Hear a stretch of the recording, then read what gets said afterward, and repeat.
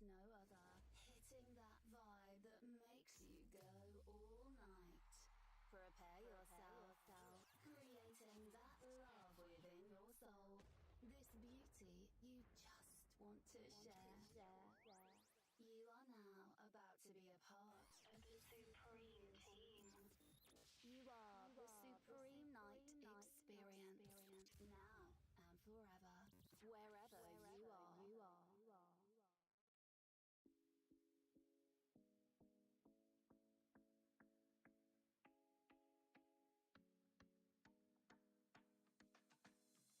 A wonderful community. Helping each other. On a beautiful journey. Welcome to Supreme Night Stream.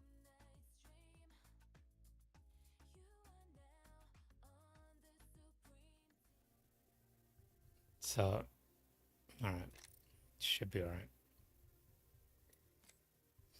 Alright, if I click on any of that, it'll exit me out into like Xbox Edge or whatever the fuck it is. But, yeah. This is my title. Passable. Passable thoughts. Not possible, but passable. Basically, every thought that I have, semi-passable. Oh. Nah, man. It's just like, you get pinged by certain things. You look at, I guess Russian intelligence probably takes a look at me. I guess they're bored. It's like, growing up in Jersey.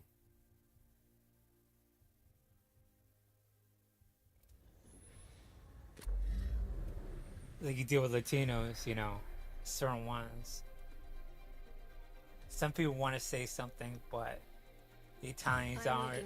Irish and black people are like, oh, Supreme's hard.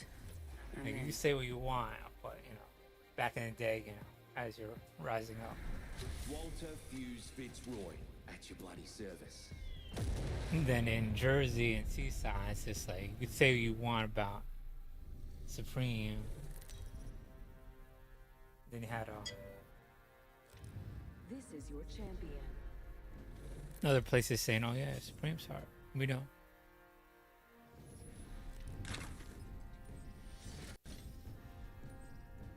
Me, it's just like,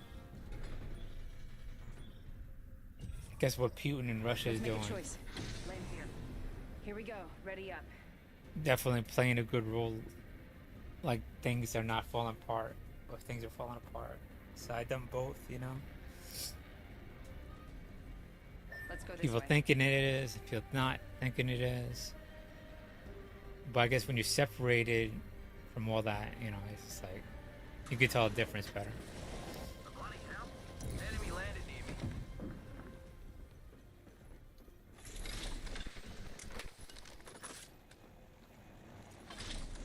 An enemy landed near me. Cheeky rascal. Jump into position.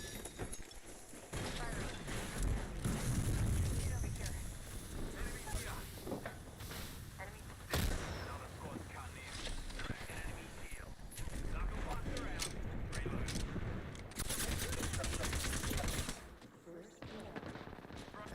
Down. Enemy right here.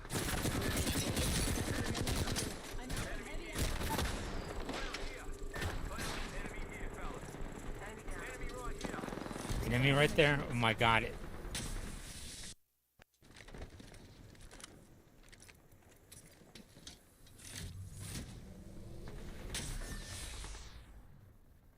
We should make the recovery. Hold on, I need to hear. We should go Oh, he's up there. Okay. Listen, let's move here. Watch yourself. There's another squad attacking. Contact No, this is fucked. contact. We've got 10 seconds. Going over here. The looting time. Firing. Interacting enemy.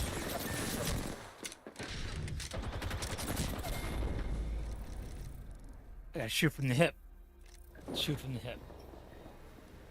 You know, it's just like the thing is like getting all these fights like every couple hours. You know, day after day after day. So you just it's like second nature, you know, but you don't really realize it. Even with Hawaii and you know, it's so infrequent, you know, years go by before you get into like any kind of altercation. You get used to that. And you could have this luxury of passivity.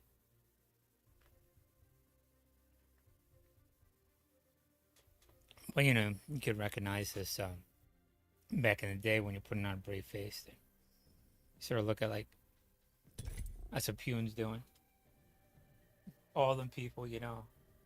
And maybe it's surreal to them because they want to view that they're all above this and it's human nature and this defense mechanism to view that you're above everybody, you know, even though, you know, deep down when you have deep thought, you're not. And the fact of the matter is they want to believe that Ukraine's this small little state, they could do whatever and have all these like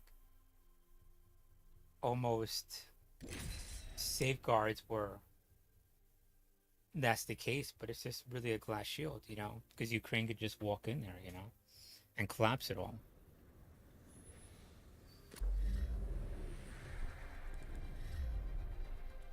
Only the best for my friends.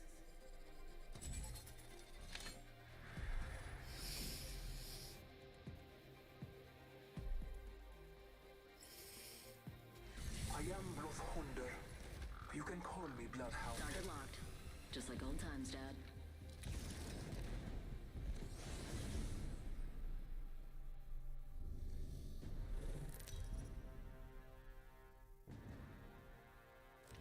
This is your champion. Take care when you approach me. I'm in a class of my own.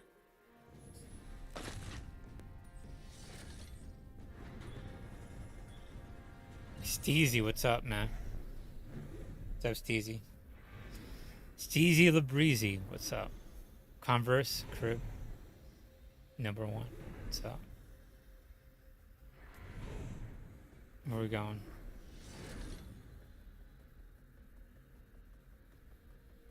I'm the jump master. I'm the Need a jump weapon? master, To make some okay. jaws drop. Okay, let's go. I like this spot. Get there Let's quick. find something good.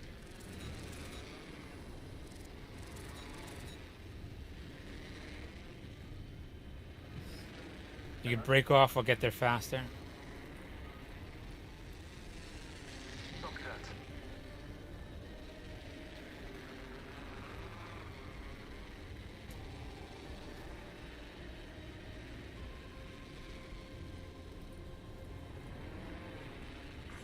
Attention. First blood. First blood already? If you can't listen, why don't you help? We have the benefits. We are inside the ring.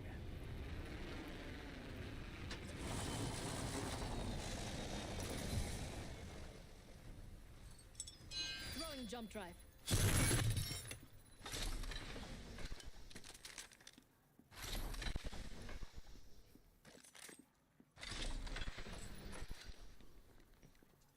There we go.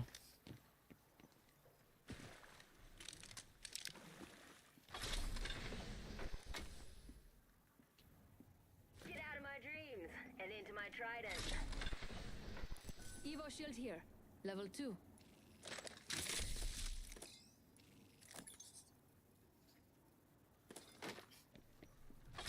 Bailing here. Evo shield here. Level 2.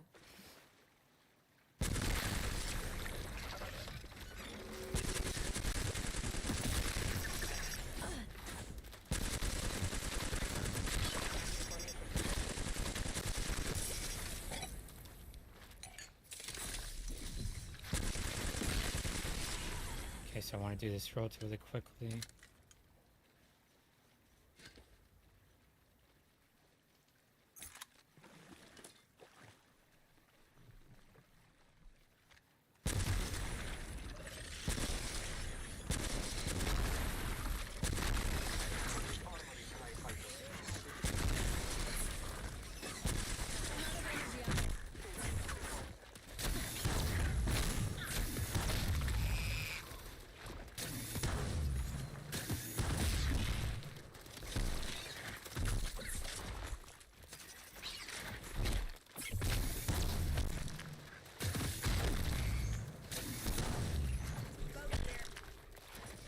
Hold on, I need to heal. Motherfucker, are you serious?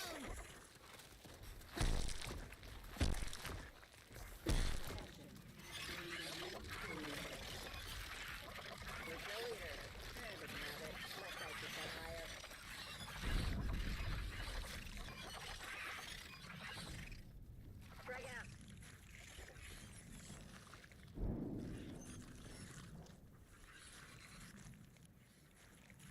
Can't believe this happened. This sucks. Charging on my shields. Copy. Be there in a sec.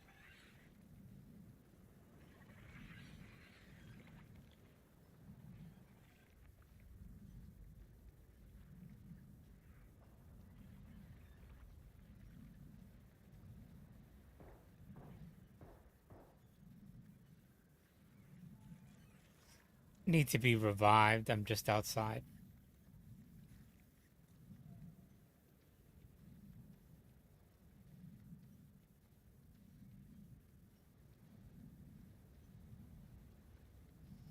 I got about 20 seconds. Come on. I am taking fire.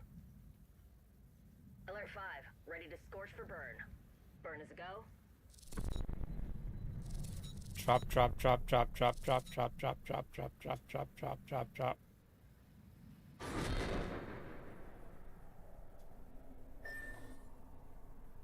So motherfucking close. I got a purple shield. Take it.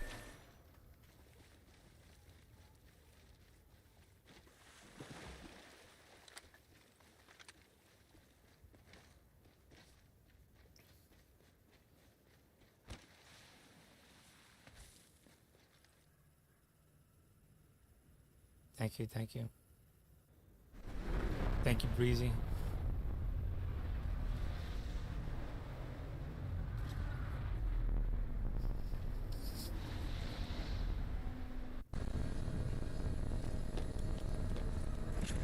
Leave so many treasures behind. Taking fire.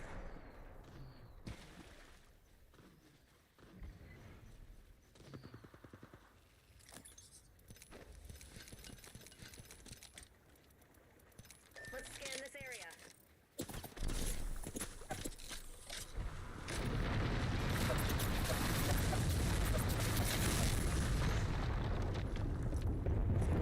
Freshening up. Damn it, that hurt. Oh, fuck.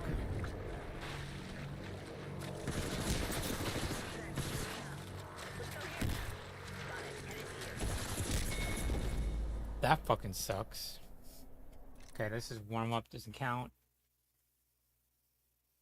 At all.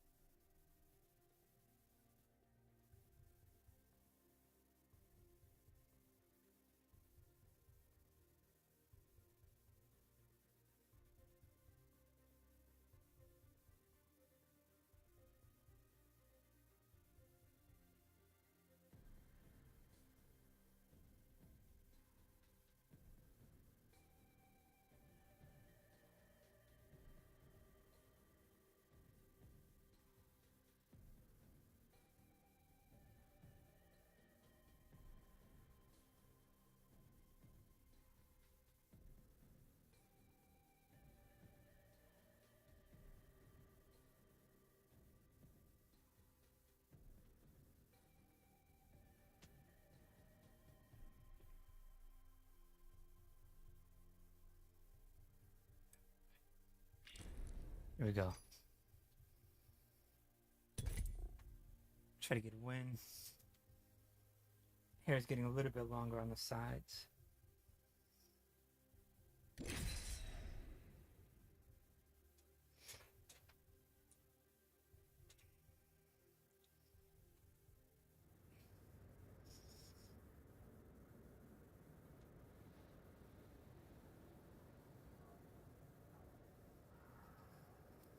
So we get a sight. It's a sniper mag. Okay, 35, 35. Havoc.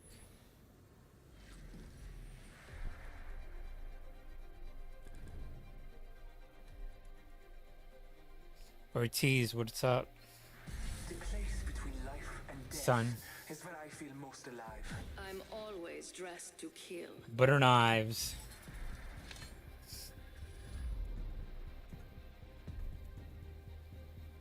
Be good sports and don't die too I might not be the sharpest one in the block, but I get the job done. Introducing your champion. Just want to give a shout out to all my fans watching. I love you guys. I love you. There's a prime I'm the spot for mayhem. You're falling for me already. Just want to give a shout out to all my fans watching. I love you. We'll just wait for one of your fans to come I on. could do this all day. The masks we wear are a part of who we are. What haunts you most is death. Okay, where are we going? Where are we going? Something you no longer need to fear. I like this stuff. Sure everyone can hear you. Reckon we crash land this puppy there. Do you want to go? Where's this? Copy Wanna go? that. Can't know. We can do that. Ready?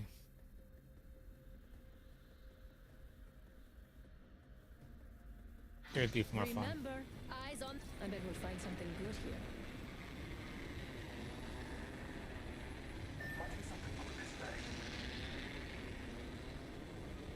And now, not to die.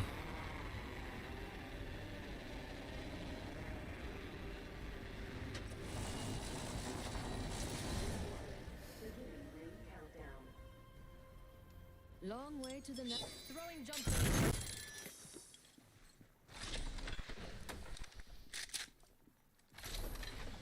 The ring is far. Evo shield here. Level 2.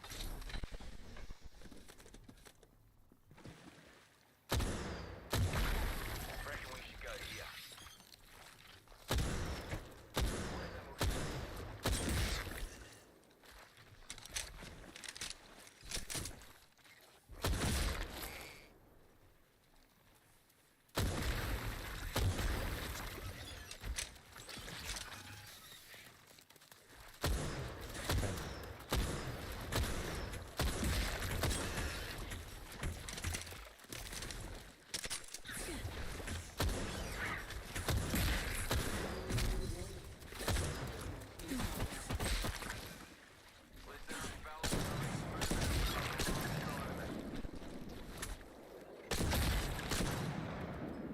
I'm out of sniper ammo.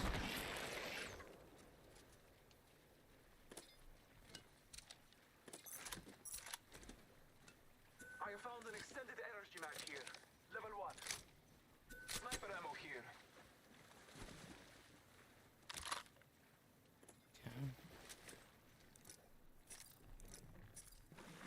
Attention.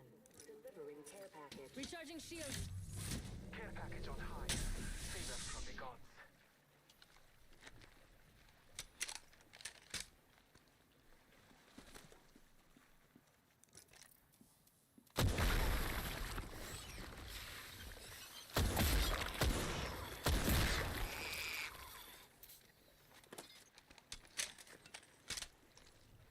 Sniper stock here.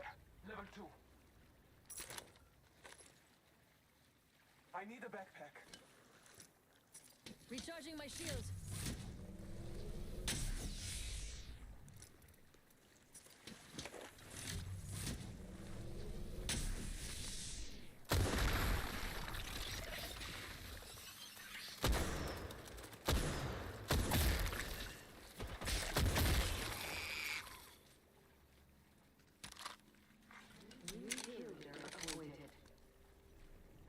Okay. Recharging my shields. Butter knives, where you at? What are you doing? Are you moving? Okay, here comes the shield.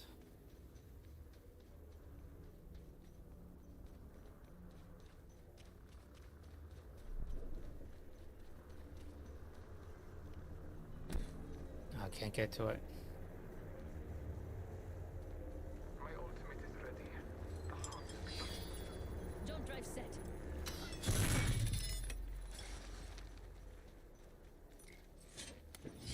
Shops open. For VIPs only. No devotion. Okay, so we're gonna go to Pack. You are coming home with me tonight.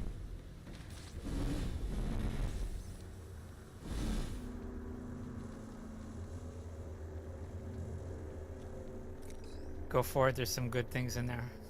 Extended heavy mag here. Level 2. Using jump drive. Ah, fuck it.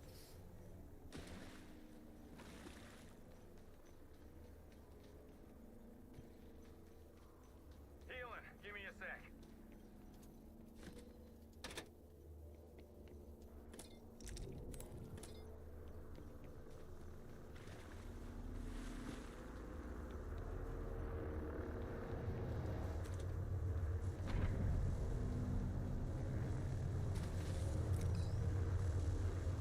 Healing up. You'll be right.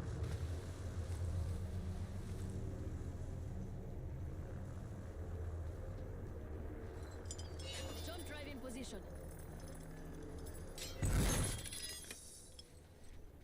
Okay. This way.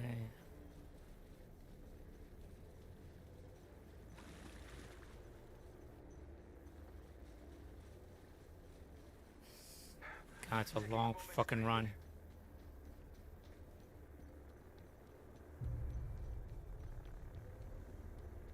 Let's see if I could drop my ult here.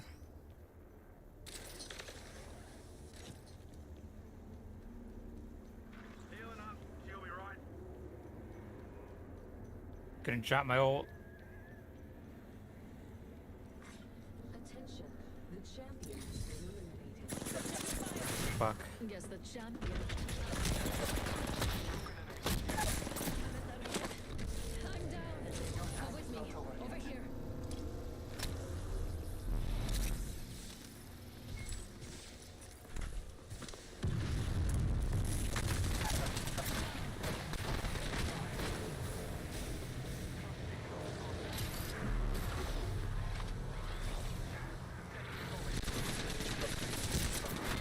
Fuck. He's looking for a heat shield. Those heat shields comes in handy, man. Here comes a replicator. Ah, devotion right there. Fuck.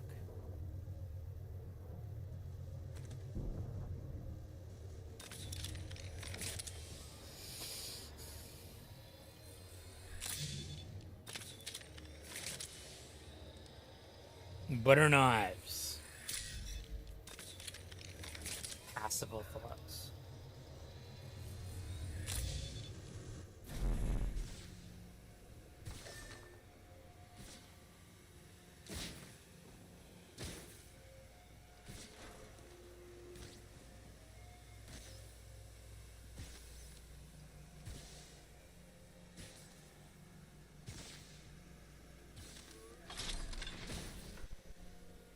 I was thinking about like making the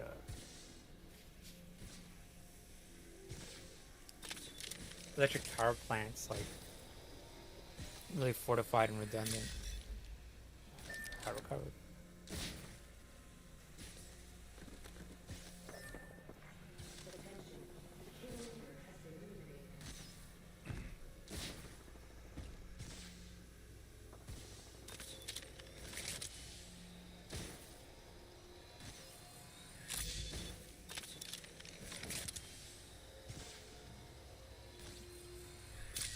Make it underground, you know, keep the teams in there and have react teams. Electric. reacting.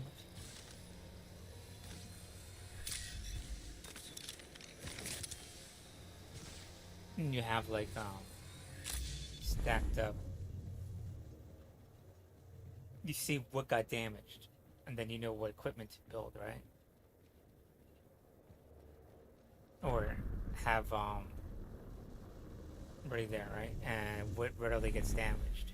So you have classes on that.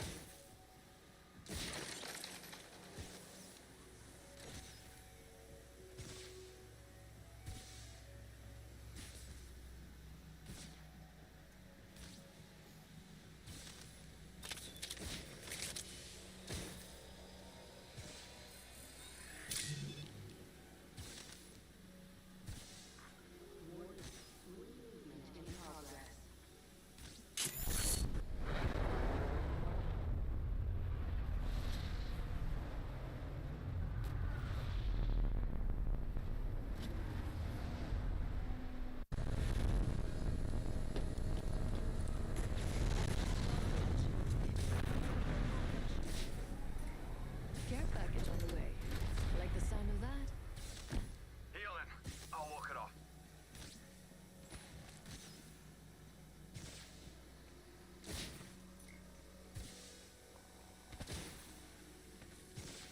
Healing.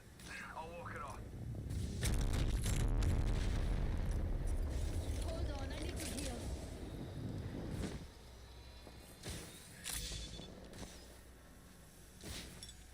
Activating jump drive.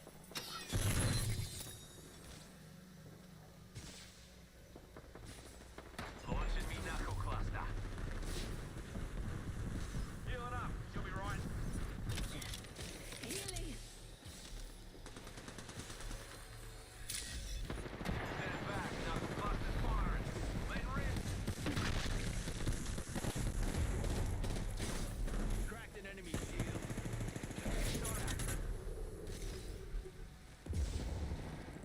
Healing. Give me a sec. There's just no way. I'm down.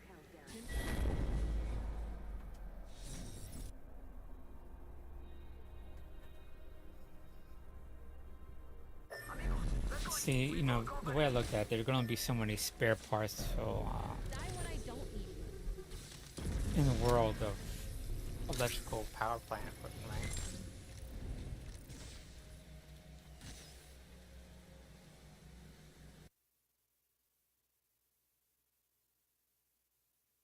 Then with Russia trying to blow up Elon Musk satellites, I mean, like, how many anti-missile missiles does the guy have? You know, it's like he's talking like he'd lob them up, like he'd take out 100 fucking satellites, I guess. Is he counting like his water rockets? You know, it's like, fuck. They're pumping the fucking water. We'll get you. We'll get you now, you know.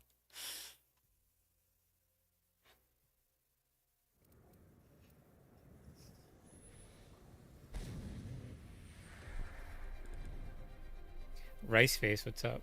Butter knives again, what's up?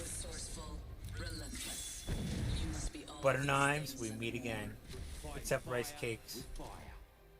Face, cakes. What's up? Anyway, so I'm like thinking,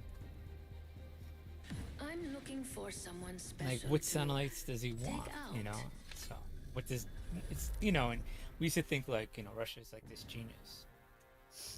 This is your champion. It's his perception.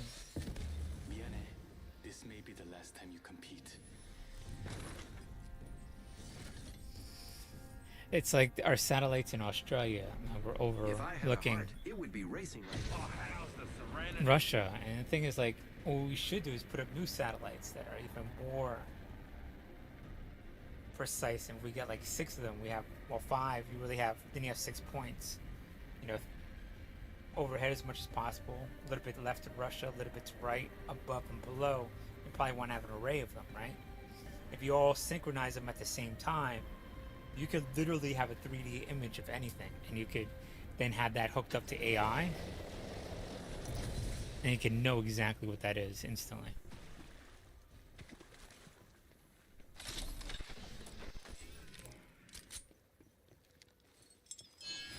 set.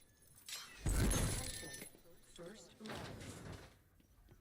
First blood. That was quick.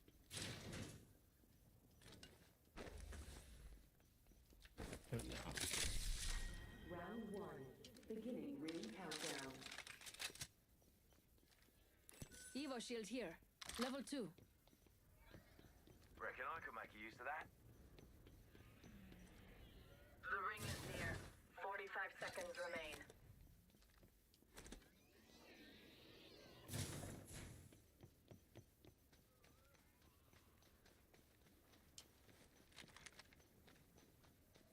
Ring's near with 30 on the clock. I gotta take down the dragon. Where's the dragon?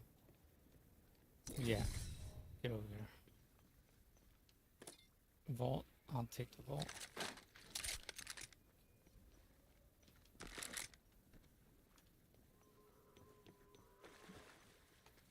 We have 10 seconds. Move with purpose. Open up shop and shut them down. Okay, don't fall. Stay up there. We'll be caught outside the ring if Also, we don't move. take We're that. spread out. You're too easy to pick off. Really should go with wingman, but whatever.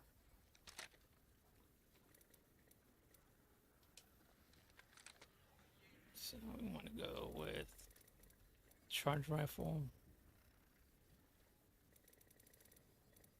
What should we do? What should we do?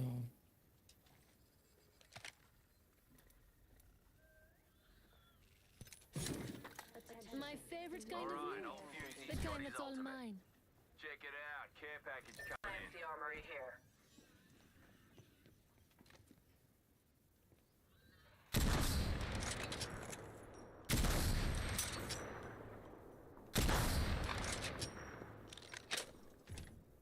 I shattered an enemy's shield. Attention. Enemy on me. New kill leader? Interesting. Enemy close. Recharging shield.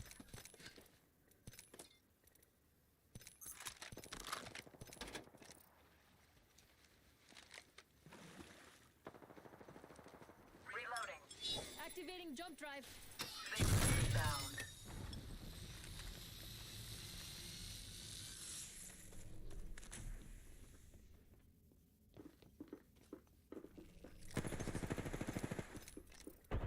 I'm under fire. Target down. One less enemy.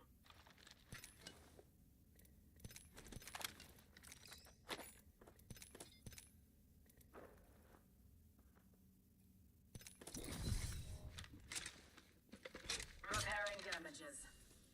Devotion.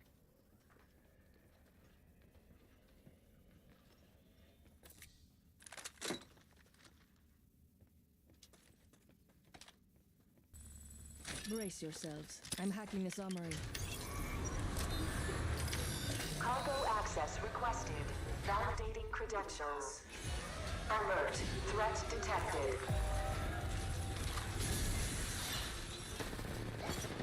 Threat detected, people. Oh, what's up?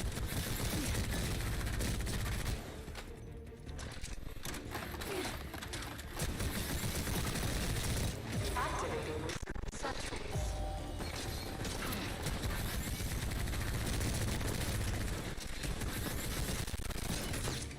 Activating reserve sentries. Override in 30 seconds.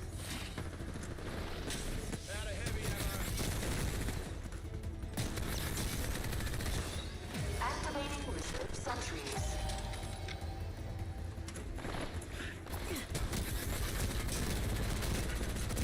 I'm out of light ammo.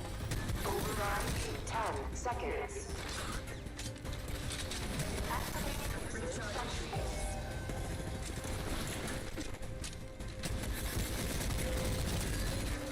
Security clearance verified. Cargo access granted.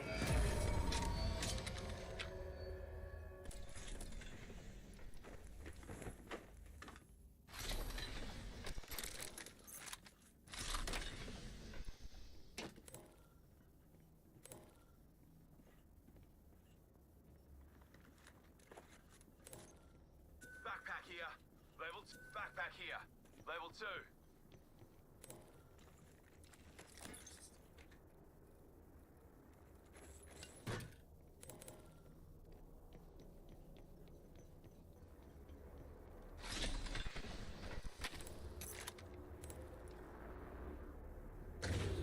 Please watch your step as you exit. Recharging shields.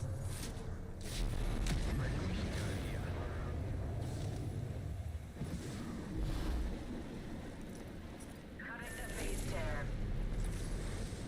All right.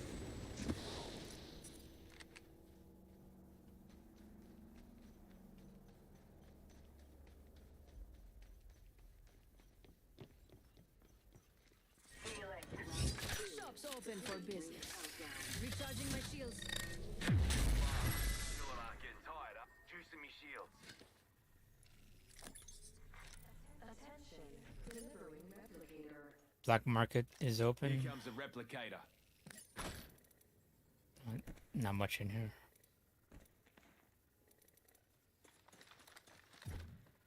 Remember who hooked you up. I've got your back.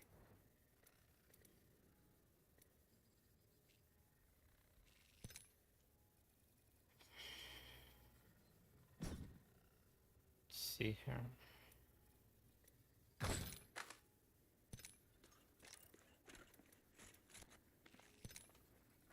Guess I could do this.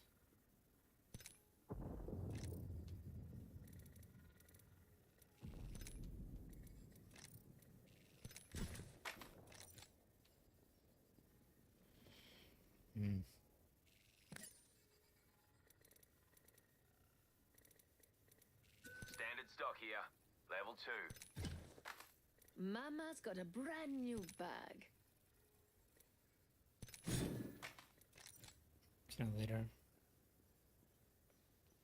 Focused on that location.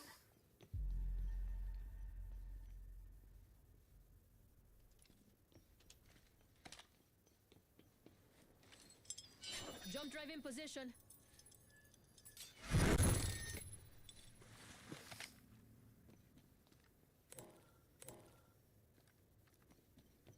We're close to the ring. We have 1 minute. Healing.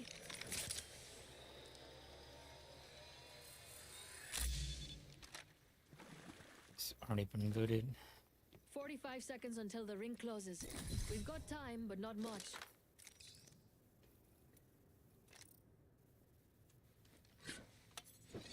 Open up shop and shut them down. Half of the squad has been. Ring will be closing in 30, but she ain't far. Our target is here.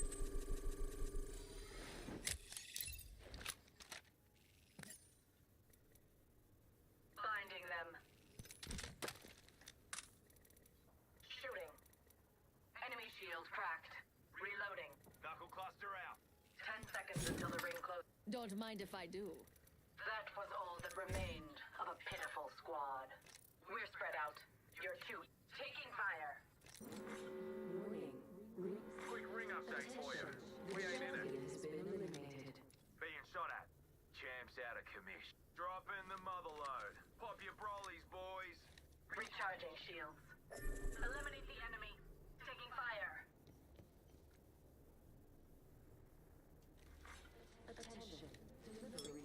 Jump drive in position.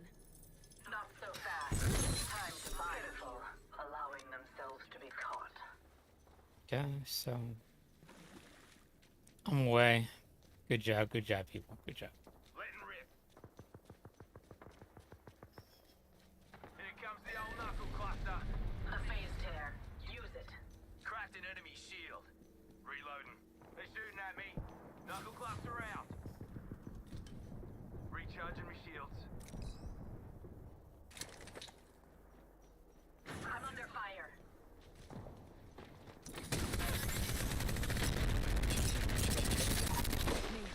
I cracked an enemy shield. Let's regroup here.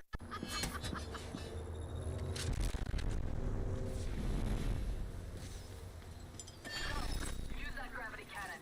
Tossing jump.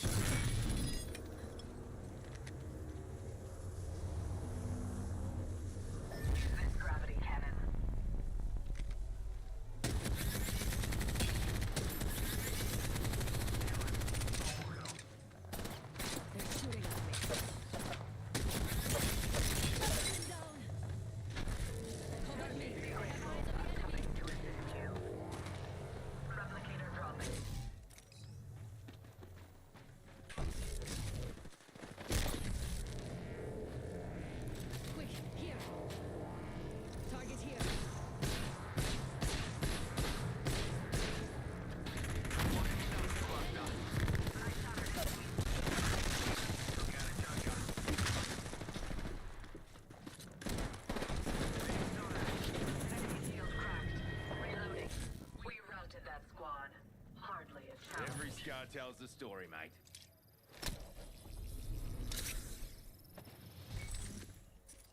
Freshening up with a Phoenix key.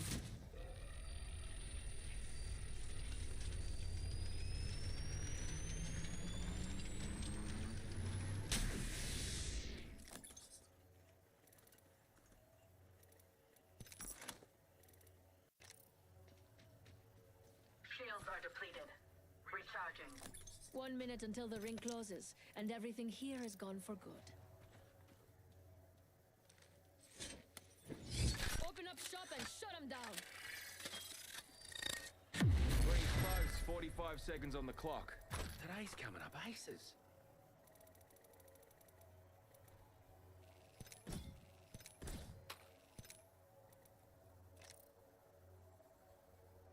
See what we got here. Nice choice. You've got good taste.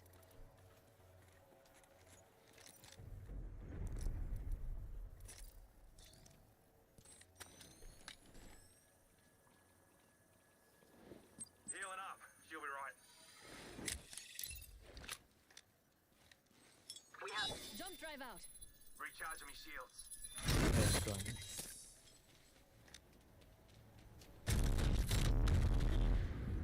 There we go.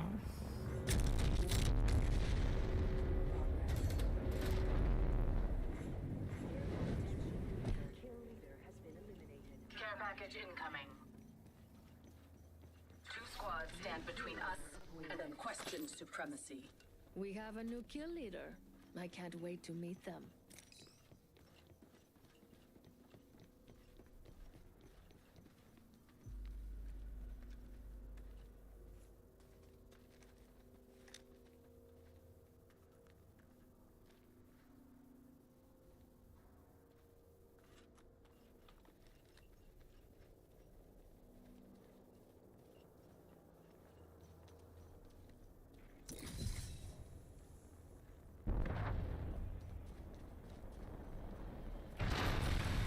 Materials, mate.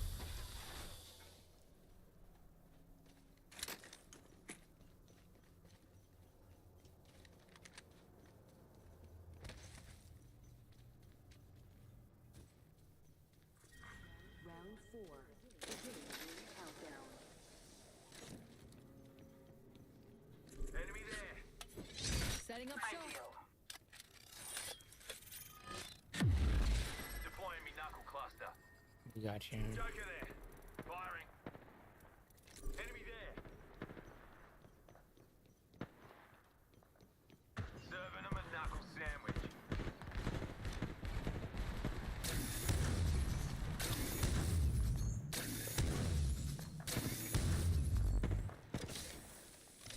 They're shooting at me.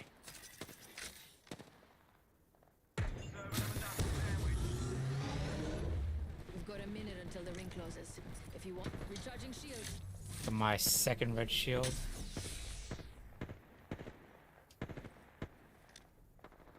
Taking fire. I shattered an enemy's shield. 45 seconds. I've been downed. Unacceptable. Enemy down. They're shooting at me. Jump drive out. Mother load incoming. It's about to fall, lads. We've got 30 seconds to be somewhere else if we don't want to get cooked. It's your lucky day. I've got you. Reload. Shields are depleted. Recharging. Recharging my shields. 10 seconds until the ring closes. Healing. Joker's shooting at me. Let him rip. Reload. Juicing me shields. Warning. Ring movement in progress.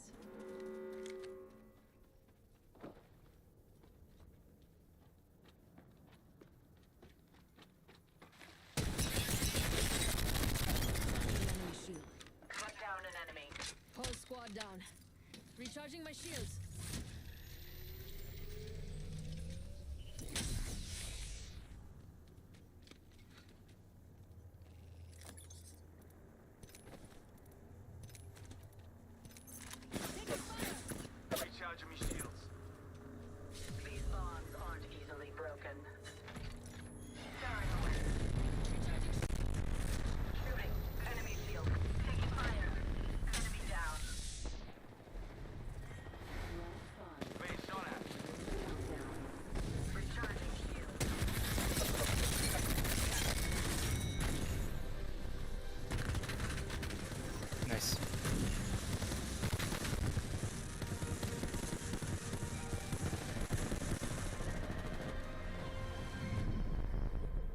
are the Apex champions. Good job, butter knives.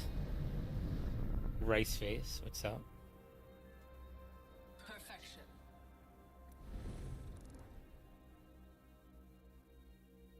4 kills, rice face with 5.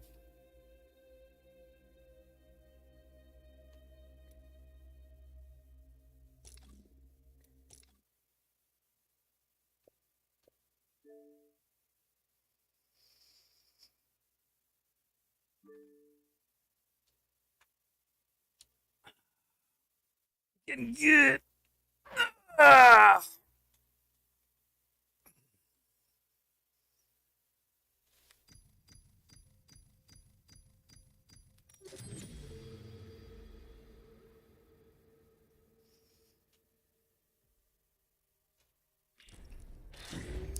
How that applies, I do not know, but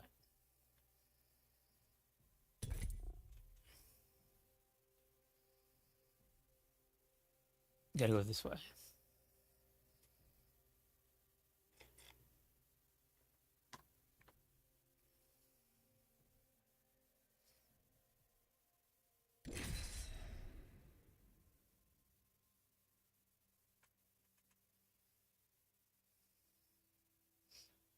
All I could say is these,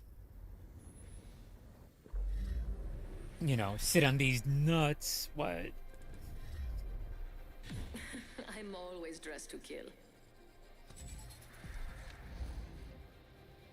I am ready. I hope you are too. I've put the time in. I've earned my stripes. Carafe, what's up? Key formula 33192. I get that.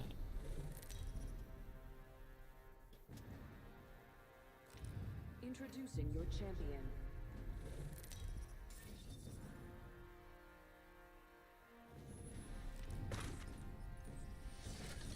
Oh, you think you're tough? Try fighting in 6-inch heels. Let's land here. No touchdown here. Hold on tight. It's time to drop, shock, and rock. Drop, shock, and rock!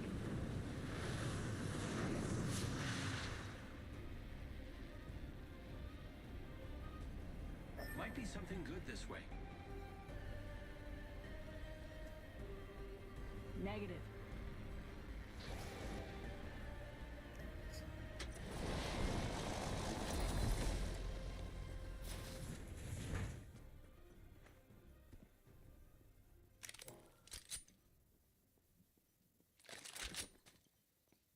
An alternator. This. Some other stuff. Jump drive activated. Grappling. First blood on the enemy. This. Why not? This.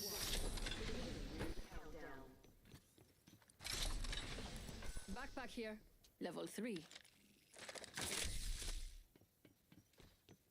Level 3 backpack, people. 45 seconds until the ring closes. Level 3 backpack We've over got here. time, but not much.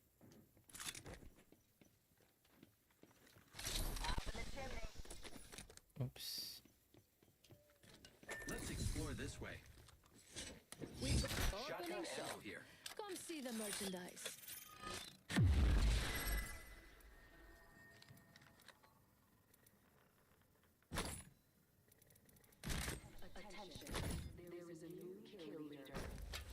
Remember who hooked you up? I've got your back. Watch out for the new kill leader, friend. My favorite kind of loot. The kind that's all mine.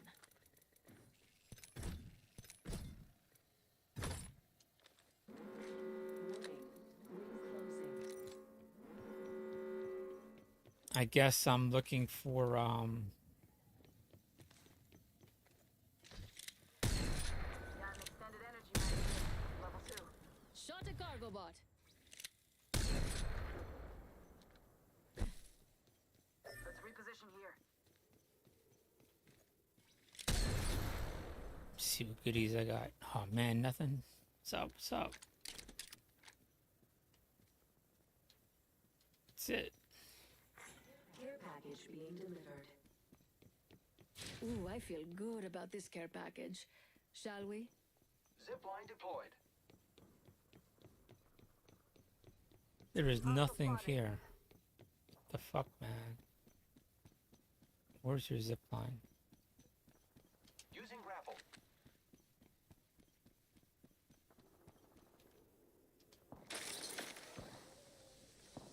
Reloading. Target over there.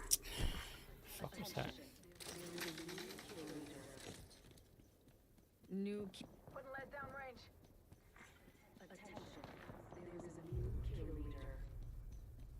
Ooh, we have a new kill leader.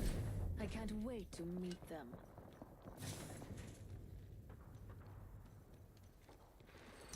Cracked an enemy shield. Oh, painless. Knocking at the door. The enemies are shooting at me. Reload. Target. Need a lead. Spotted. I am down. Smoke out. Setting up shot. Give my shields a recharge.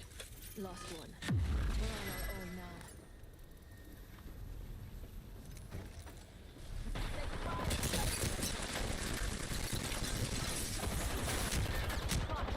Double timing it. I'm out of heavy ammo. Recharging my shields. Reloading.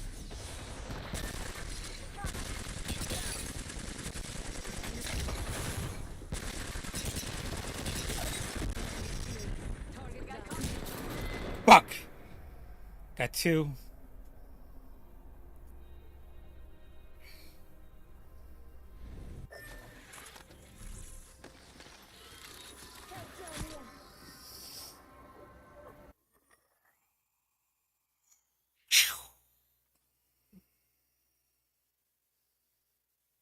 See, it's crazy. Like the more, like, I don't even get angry. Like, as soon as I see myself, like, complete clarity of thought. You know, it's analytical. But see, that leads into like laziness. Like, you could handle anything like it's ease. Like, I don't care. You know what I mean? So you gotta be careful of that. Yeah.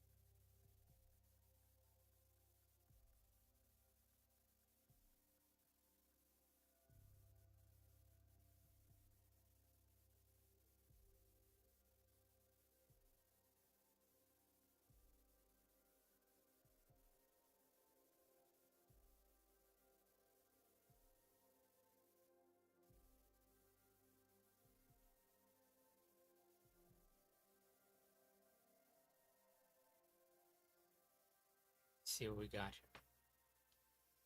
Alright, guess I'm done. I got my win. See what's up with the war.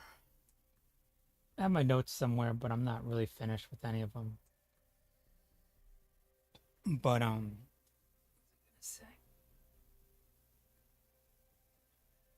think with the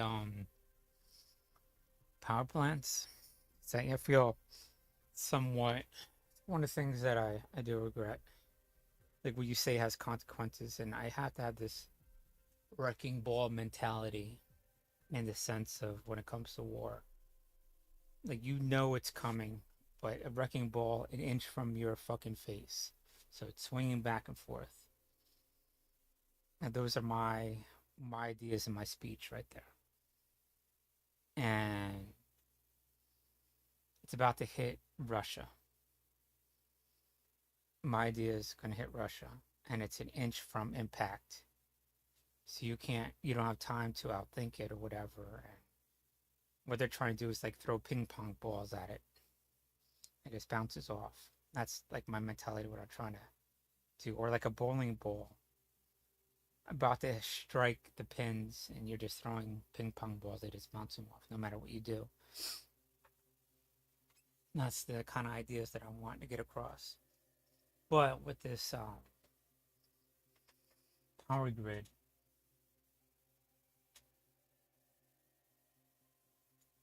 it's a little pissed off because here Ukraine can't attack Russia's power grid, but they decided to attack Ukrainians. So, and I guess I got to make lemonade out of lemons, or as much lemonade as possible. Squeeze what I can out of it. And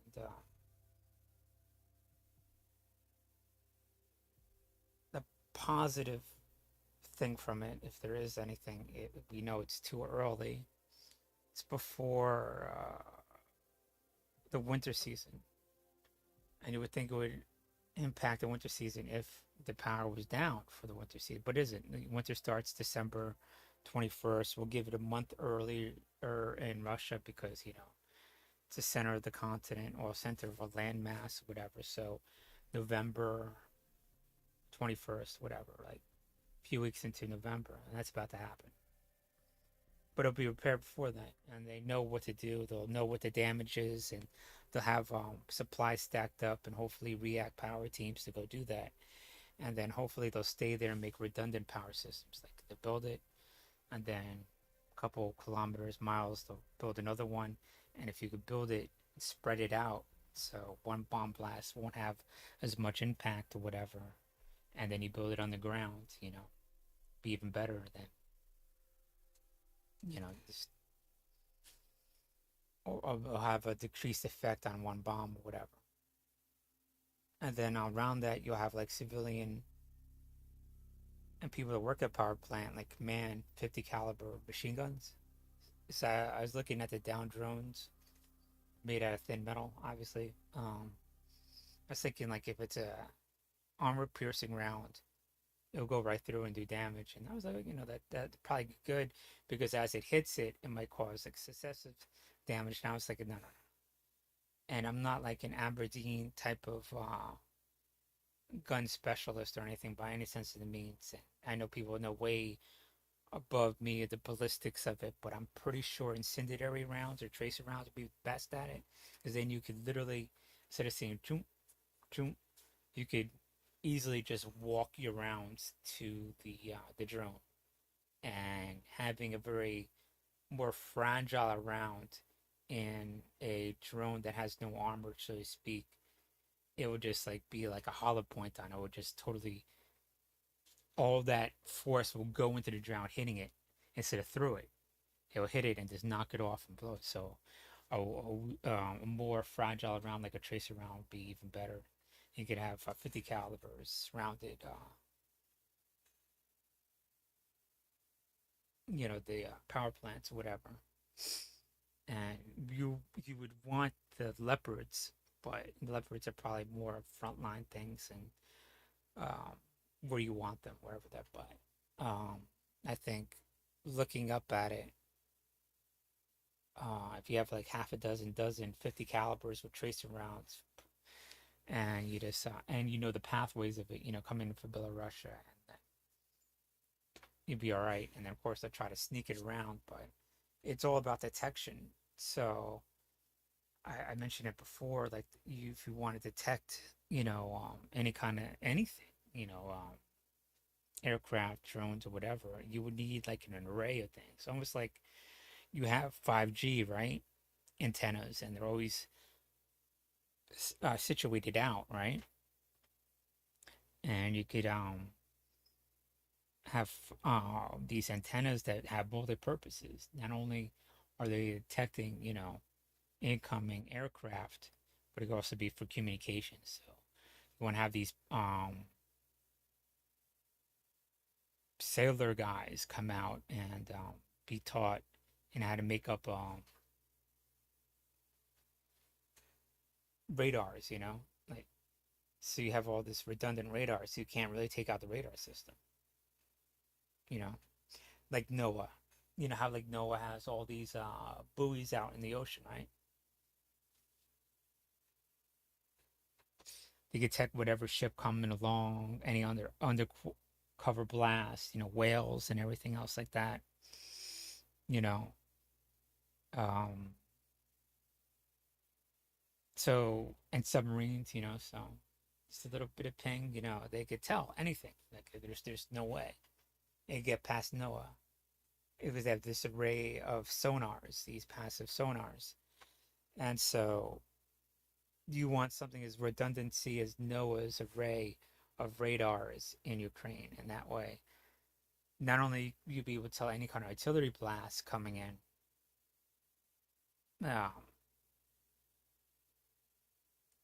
drones, missiles, or whatever, so you have early detection, so you got people that could get to those machine guns in time. So a lot of it's detection, and you gotta walk those rounds up there. So, and so it's very defensive. What's going to happen on offensive is going to happen on offensive in nature. I'll let it be like that, because that's when I'm getting to the point where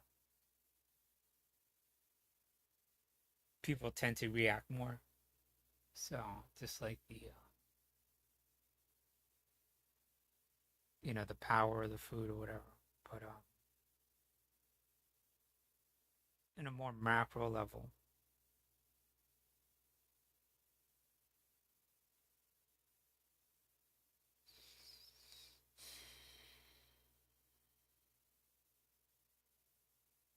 I think the defense fortifications that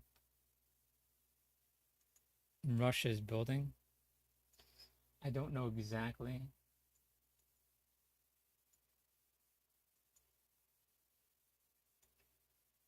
where they are,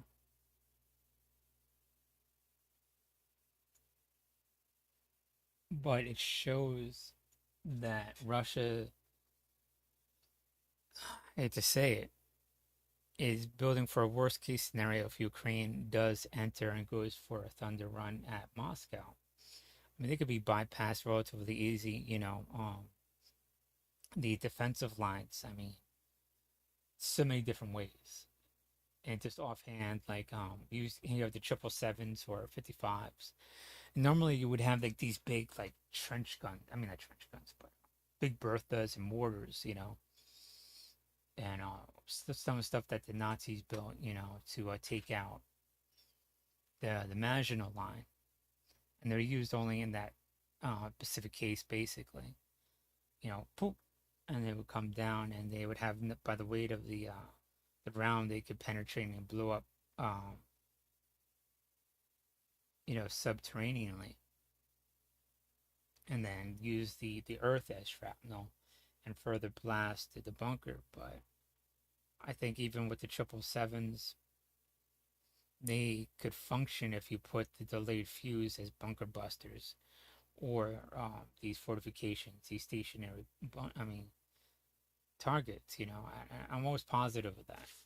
But even if they don't have the penetrating power, because you want to blow it below ground and then have it move everything aside, of the trench, barbed wire mines, and these little concrete pyramids, and they're small.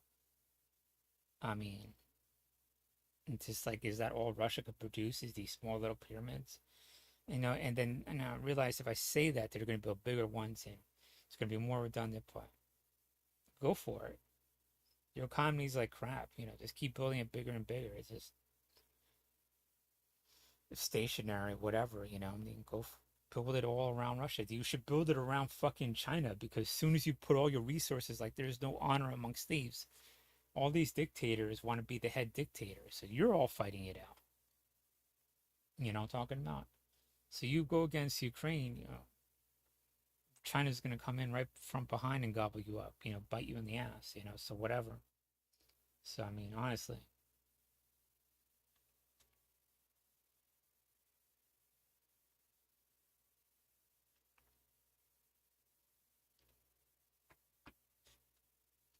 I mean, now I sort of understand it, You'd be cool with people, an altruistic that'd be cool with you back, whatever. I mean, can't waste your time with all these other people being all, bullshit, whatever. It's the waste of your time. And in democracies talk to each other. And you're basically the scum fighting it out over peanuts, trying to become like you're the best, and you're not. It's just ridiculous.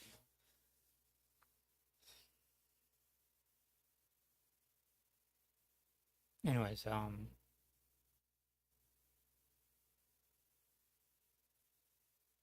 I digress a little bit all the time. So that I just want to get that. I just want to make sure, and all these, like, I wouldn't say this renewable type of electricity. Some of these things you got to see short term, mid term, and long term, right? Short term rebuild, and then you want to rebuild faster than they could destroy it, and you could get to that level. Then you want to have redundancy of the power, and then also you want to have solar, and you also have one wind. You want to have like this. In the areas where they want to destroy, you have these wind power ones, right? And since you have a lot of rivers, you could have all these little water mills. And there's all these DY kits and all these other kits that you could also have that could power like a couple dozen houses with all these. Because once the water rolls down, comes down the river or whatever, it's gravity, right? And so it powers this one water mill, right? And that same water could 1 feet later, 10 feet later, 100 feet later, a mile later, could pile, it could just be used again to power another water wheel. So it's successful. So not just so you have a dam, but you just have those old school water wheels, or even something that that diverse water a little bit, won't be susceptible to freezing. Powers a little turbine, and it just takes the drain off of the power grid and that kind of thing. There's so many rivers, just keep doing that. And even in Puerto Rico, not only should they have solar, you should have like 2 generators, like a wind generator on top of your roof, It's because it's you got the Caribbean Ocean and the breezes, right? Always going, so you always have the wind energy. So it'll at least be enough to power a refrigerator, keep your food cold, or whatever. And solar, so you have 2 and 1 solar and 1 winds, but you don't want to do that because it takes money away from power company. But it shouldn't be about money; it should be about having a certain standard of living and a standard of life, quality of life. So you have wind and solar, 2 generators, redundancy, whatever, hooked up to a power grid. And that should be the new code in Puerto Rico. And then if you have water and even have like water could be heated by solar to by solar to solar heat. Even if to almost boiling point, you could really get it to if you focus the heat, the light from the sun or whatever. But even simplistically, you could get it up to a hot enough temperature where electric only has to heat it just a little bit, and that saves electricity. So you have these three things. You have conductive heat from solar to get hot water. You got solar, for your solar hot water would be solar power. Conductive, then solar energy for power. So that's two right there. One does water specifically, and the other does electricity directly. And then you have wind on every house, and you can have that like mandatory every new build of a house. And then you have water also, mandatory water. Catchments or whatever.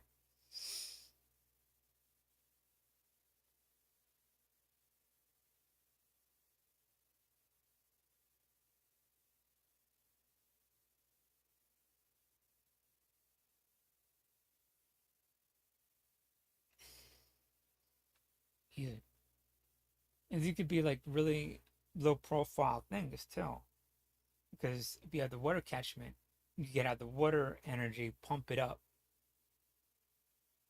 to above, to a place in the house or whatever, right? And that gravity will feed, your toilet, your shower, your sinks.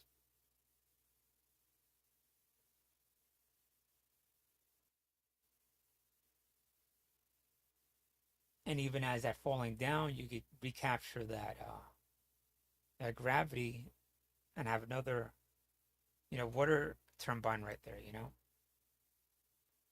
So you lose a little bit as electricity as possible doing this. So water is in a catchment off on the ground, and you capture that water. Use wind energy to pump it back up. Solar heat to heat it. Solar energy for electricity. Wind energy. And all this stuff is like redundant powering each other. So if one doesn't work, don't have wind, then you have solar. You know what I'm talking about? So you get to the point where you have all this. And that's what you need. I'm talking about. You're talking about like people's lives. You know what I'm saying? So that kind of thing. And you could experiment this in Ukraine. Having all these small generators. So, okay, so Ukraine is not exactly doesn't have a lot of sun, but still effective. I'm talking about use wind energy. And how do you make it more effective, efficient? And that's what you want to get at. All they need is the power refrigerator, really. To want to keep the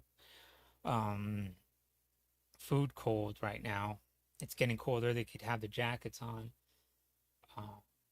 In a week or two, it's gonna get even colder. Where that's not gonna do shit. So they're gonna need heat. So you just have all these small generators that could make, and all these other DY kits that could make wind energy, solar energy, and batteries, whatever that could store it. They just got to survive the night, basically. I guess that's the key thing. Where it gets the coldest, and the sun goes down, and power refrigerator. So those are probably two basic things you need: is heat and to keep food storage. And I think they'll be all right.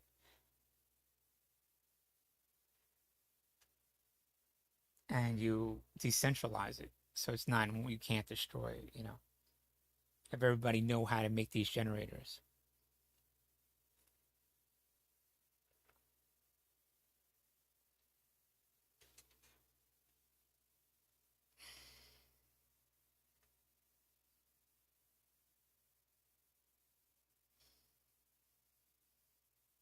see. I think that would be, and then that'll be mid, get rebuilding, and then you got these generators, and the longer term is like making a power grid that's, redundant, digging it deep, whatever. Let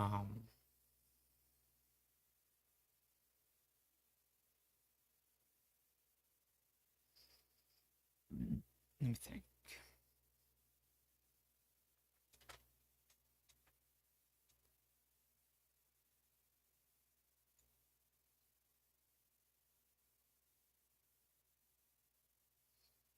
Like every way I look at this war, this doesn't look like in any way it favors the Russians. It just doesn't. And I guess that's why all the talk is revolved around the most extreme natures, because you have to go to the most extreme natures to actually even keep any kind of rational thought of winning. It's just like if you only have one option of winning, and even that option is just like it's very small.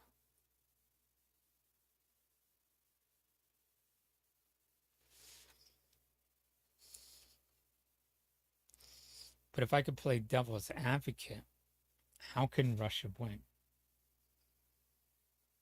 Because I'm going to be honest, all this politicking is all bullshit. It serves the purpose of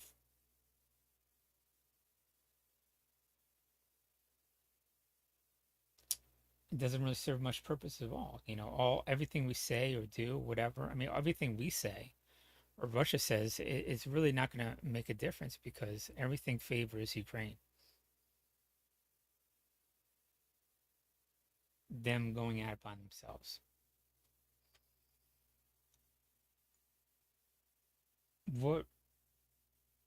The only way Russia could win if China was able to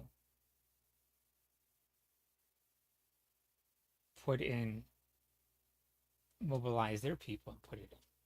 Or Belarus and Kazakhstan, I guess, but they wouldn't get involved. The only people that would probably really get involved would be the Chinese. It's the only way they could really win. If they could put on mass, maybe 500,000, a million, maybe, you know what I'm saying? There's no way Russia could put in a million. But, that's what Russia's really trying to do. They're trying to get the masses ready to put in a million, testing it out, mobilizing it, and then we're going to try to mobilize again and desensitize them to mobilization and slowly build up a police state, because they're testing out police states. And what is this? Is this Luhansk? This is Donetsk, this is Luhansk. And I don't know how to pronounce these, but that's how you make a police state. And then they're going to take that template and place it all of Russia, right? So they could mobilize more people. That makes sense, right? And I think that makes the most sense. And of course, they're going to mobilize everybody in Luhansk because they're not really Russians. They're not really the Slavic people they want. So just get rid of that population. So they're just trying to mobilize everybody they don't want, The hepatitis, AIDS, and everything, and just put them in there, just call the whole Russian population. And they're like, okay, thank you, Ukraine, getting rid of all our undesirables and everything.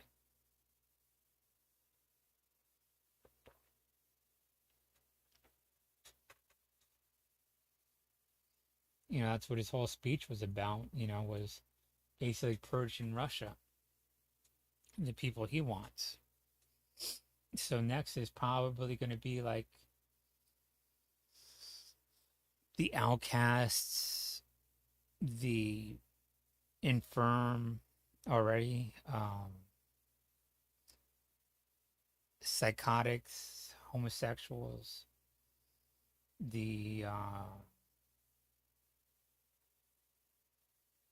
whoever, the others from Russian society, or who he deems as others, So, and but the thing about it is, if you look at it, he's determining who's the others to destroy and cull and purge his population. And here we are in a democracy. We're built on competition. We're built on talent, not perfectly at all, more or less competition, more or less on talent. Our Achilles heel is that we more want to put out that perception that we have talent, that perception we are better than, that perception that we are smarter than actually continuing and putting ourselves in that uncomfortable zone of constantly building ourselves. That's our Achilles heel. And we constantly do that, but we are built more on competition. We're built more on talent. We're built more on ability, significantly more than Russia. And so these are just a few states, China, North Korea, Russia, all in Asia. I mean, we have ours, Venezuela, whatever, Cuba, but a lot more back in the day, but more are democracies, and we tend to sleep on them, Brazil's becoming stronger, Argentina, Chile, Mexico is getting really, really solidified as a democracy, man. I was just like, it's being built up really quickly. Anyways, but these people, these three countries, North Korea, China, and Russia, only have themselves, and Persia and Syria, whatever. They only have themselves, whatever. It's just like, I don't think they have it. It could be a self-sustaining economy. They can't, not for a while. I mean, they can for a little bit. No, self-sustaining means they can, definitely, but they could have a little bit of resources going back and forth. I don't think so. It's just their isolation of, they can't survive like that. They need us, And once we cut these couple countries off from the outside world, these are going to pull each other's resources, right?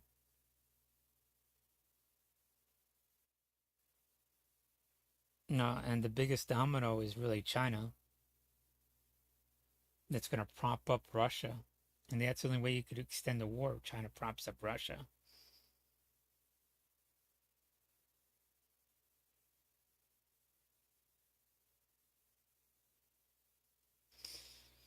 Yeah, so nothing favors them. It's just pure aggression. And, I think like growing up, you don't want to make good people angry. You don't want to make pacifist people having to defend themselves. You don't want to make intelligent people pissed off. I guess growing up, it's like I never wanted to get a beautiful, brilliant woman mad. Saying you just don't do that. So always be chill. 'Cause they get fucking vengeful. You know what I mean? It's just like you just know this after a while. You just cool back.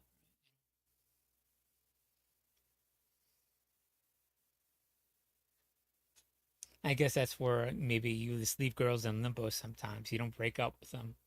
You don't go out with them. You know.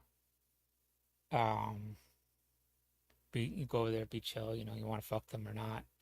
Or whatever happens, saying you just don't commit. And that's a lot of it too. I think like tangentially getting on a different thought, maybe that's from that. I don't know, culturally too, because I guess in Indian society, we were polygamists, talking about, I guess, and in Native American cultures,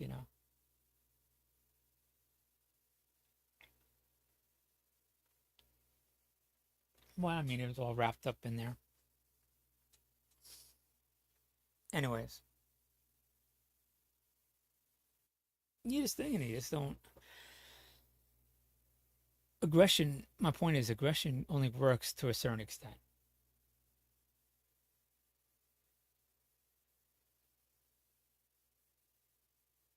Until the other side says, "Okay, I'm going to be aggressive too." And so, the more we fight where we need to fight and try to mitigate and de-escalate as much as possible, we're going to win. As long as we keep de-escalating, and being aggressive, very highly aggressive where we need to, and very intelligent about that aggression, we'll be fine. Because we got to know what we need. Like they're throwing this at him. Okay, so let's make sure we are building up our, our rockets, or we're building up our, our javelins or whatever. So we know. So we're just very analytical about it. Okay. Good. We got to build up that. Okay, we got to make up another main battle tank. You know what I'm saying? Instead of going crazily at it, and then when the need arises, then we just hit them very intelligently and forcibly. Even more aggressive than they got. You know what I'm saying? Because they think, oh well, we're the hardest. But them at the Ukrainian team, very people even more dedicated to fight than they are. I mean, it's just like that's all you had. What do you have after that? I don't know. You have your lies and your bullshit. Hey, hey soldier, go over here. Give me some. Give me some coffee. And if you see anybody over there, go shoot them. It's like, hey, I got your coffee. Everybody's shooting at me. Like, what the fuck, man? I thought you said you're gonna pay for my coffee. This is ridiculous. I mean, it's even worse than that. It's like you want to be transparent as possible. Because when the core of it is based on lies and everything else is just, it literally bleeds over to everything else.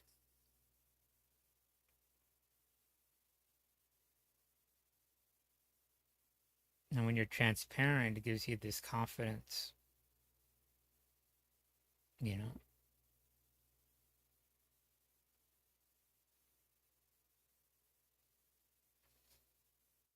don't know, it's like always growing up. All these white girls be like, oh, no one understands me. Oh, no one understands me. And you're crying and you feel for them. It's like, all right. And you listen to them, it's like, oh, I heard that before. And that's why you're mad. I guess, like, you should be lucky that you have all this. So many people are lucky you had all that. But you're crying about this small little thing, but relatively, I guess that collapses your world, And I was like, I understand that. But if I say I understand that, they'll be like, oh, well, you don't understand that. But like, so you got to be really cool. But I sort of can relate to what you're going through. Because this happened, and without being condescending, and, saying, you'd be like, all right. But you don't want to be all analytical, like we all have these behavioral patterns when we grow up that sort of realize that we all fall on these little things. So it's just ridiculous. This whole human emotions or whatever is just, we create this drama within our brains that this doesn't do anything for us. And when you realize that at a young age, it's just like you become very unemotional about things, very analytical. And you sort of mimic emotion after a while and get really good at it.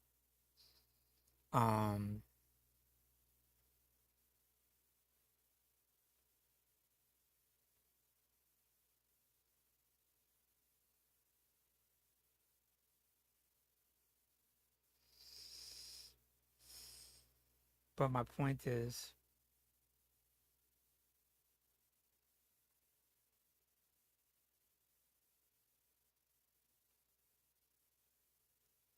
I never wanted to be the person that'd be like, oh, why is me?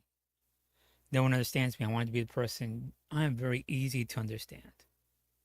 I want you to understand who I am. I am an open book.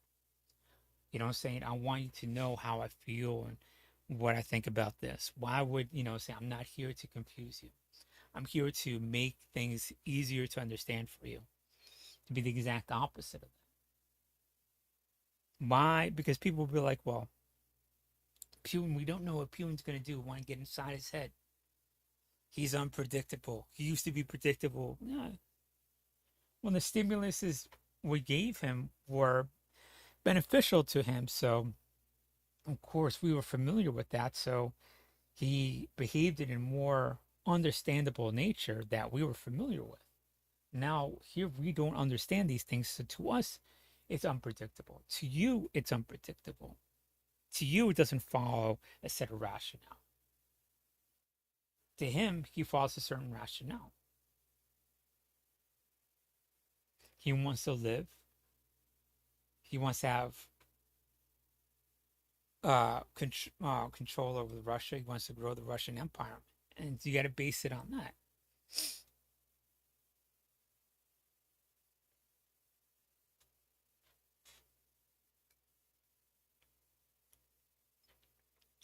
And I think a lot of people figured this out. And I'm not going to get into,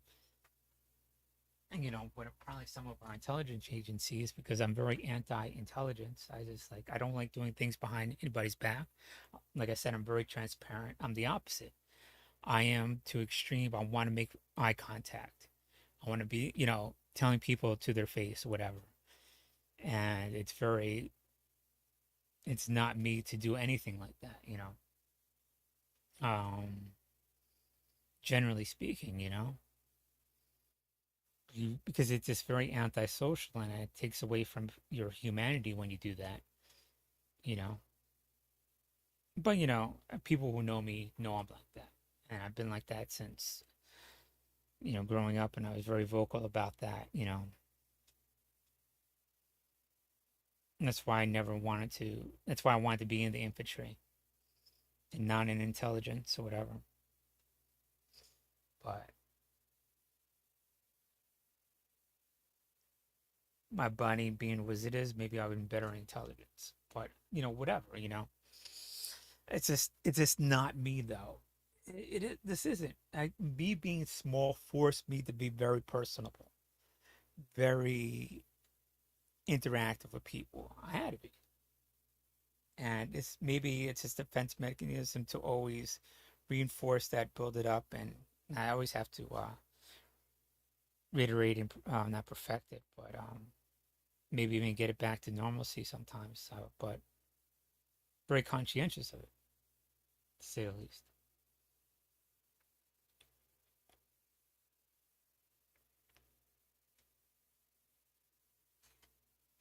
Because I always view those people as weak.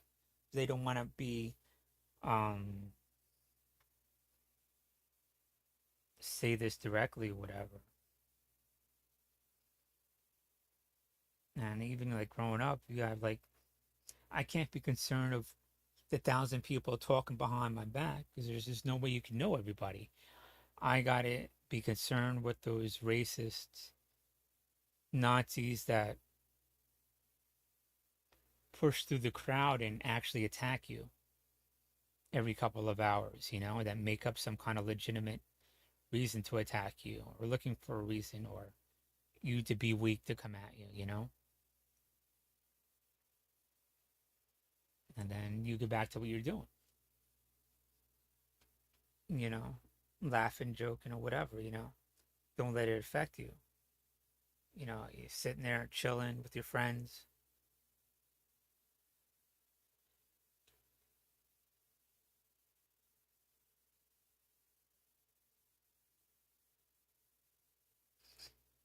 Jesus Rodriguez, Santos, or Pablo see something out of the corner eye, someone rushing at you, and you got to handle it.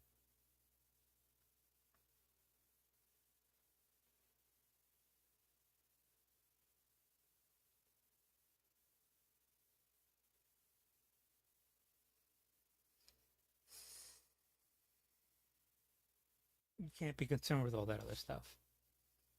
Because no matter all the stuff you do, I realize is not going to stop society. You know, I'm talking, you can only handle what's in front of you. So you're only concerned about what's in front of you.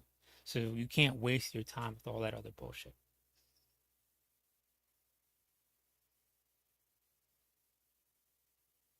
You just go in circles, you know?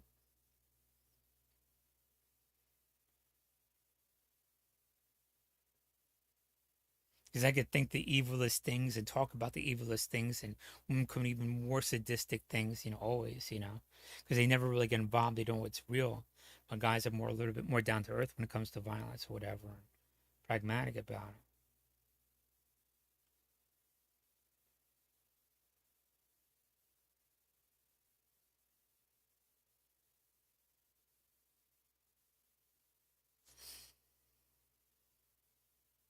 And you have to deal with what's in front of you. And you try to mitigate it. You try to piece it out. All right. You know, it's like, you know, like talking to people daily that want to see you dead on the ground. If they had that opportunity to get away with it, like, you know, if I had the opportunity to get away with it, I want to see you dead too. But how you doing? That's a nice gun you got. Can I take a look at it?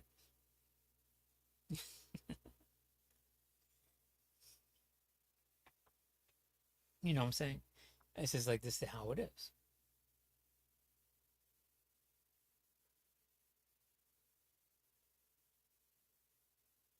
And you go back to your friends, you know.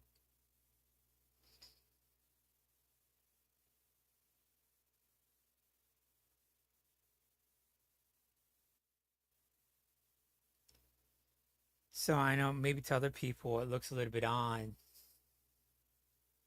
that I could easily speak to people that don't like me. It looks a bit sociopathic or maybe even like self-destructive, but I used to pride myself on turning those people. And first time I did. But unfortunately, the racist environment of Seaside would overpower them and influence a little bit more. But I'd like to think that changed society a little bit more understanding to us. But it's, you know, it's really, it sort of hurts, you know, when your culture is to always reach out and help other people because your community is so intermixed as it is, you know. We're intermixed with so many other cultures, you know. Other people, you know, Latinos, you know, Black, Irish, Italian. So we're always constantly reaching out. But, you know, it's almost like slap in face when other, you know, Puerto Ricans are like, it's always like the ones that are not really, that are the most, you know, what's the word, xenophobic or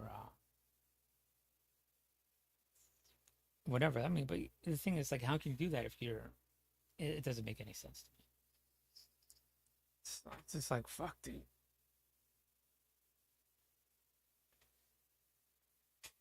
If you're already so mixed,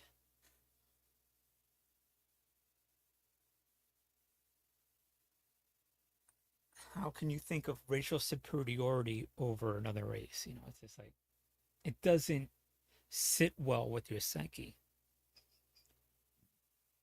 But yet, you know, you have to deal with some of these people and you're just like, really? And you just sort of realize they want to, you know, it's just, I'm not going to get into that.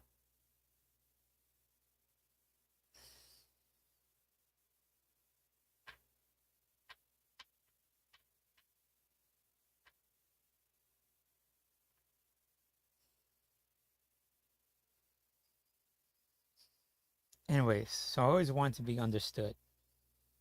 Always try to be transparent as possible. But then I sort of realized later on in life that people want to make believe that we need to put you in the other category because we are moral. We are the good people of society. We need to put you in the other category of not being, not only just not law abiding, but maybe even not even human. That's part of the dehumanizing process. So you can't be understood. You have to be unpredictable. But that got conflicted because I did the opposite, and I didn't know that at the time.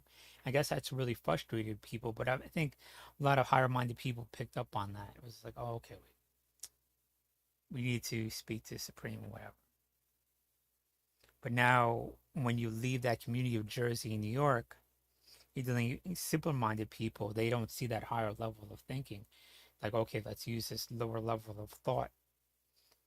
And it's really shameful because they just don't have the resources or that intellectual comprehension to really understand. And it's a little bit, it's annoying. But after a while, they'll probably, understand. But they probably cursorily, superficially look at things, and demographic is so effective. So why waste your time on using higher level things when simple demagoguery work, I guess.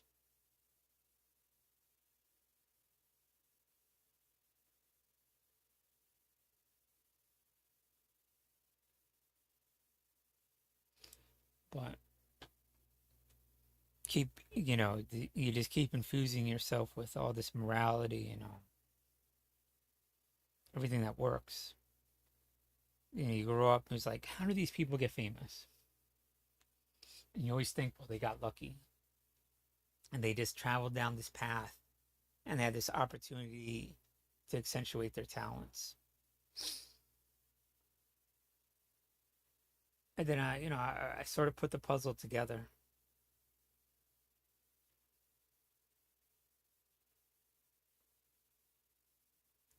And I slowly got the pieces together. And I understand it. And so I have all those pieces right there.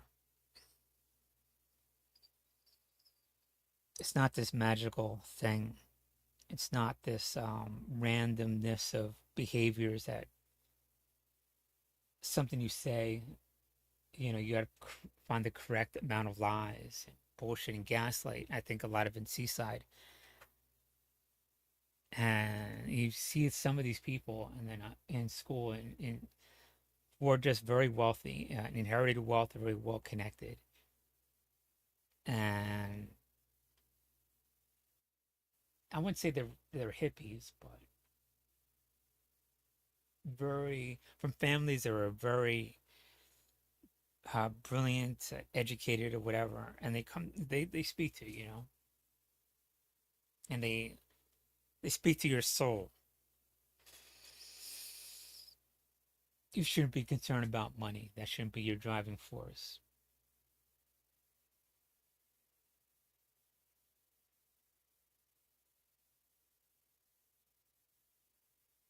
If you understand, like,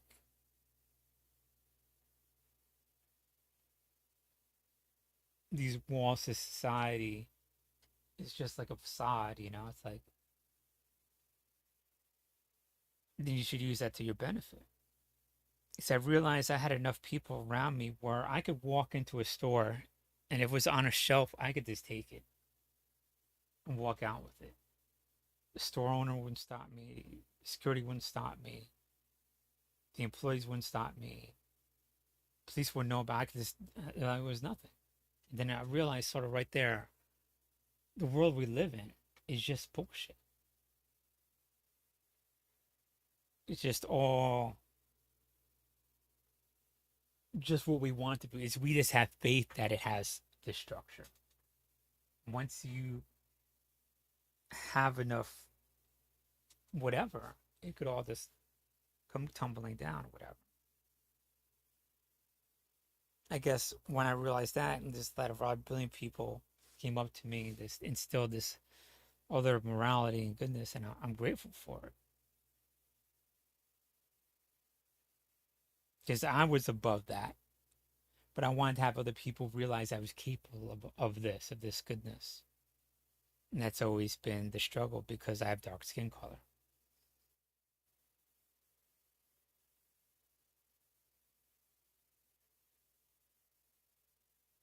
But yet, you know,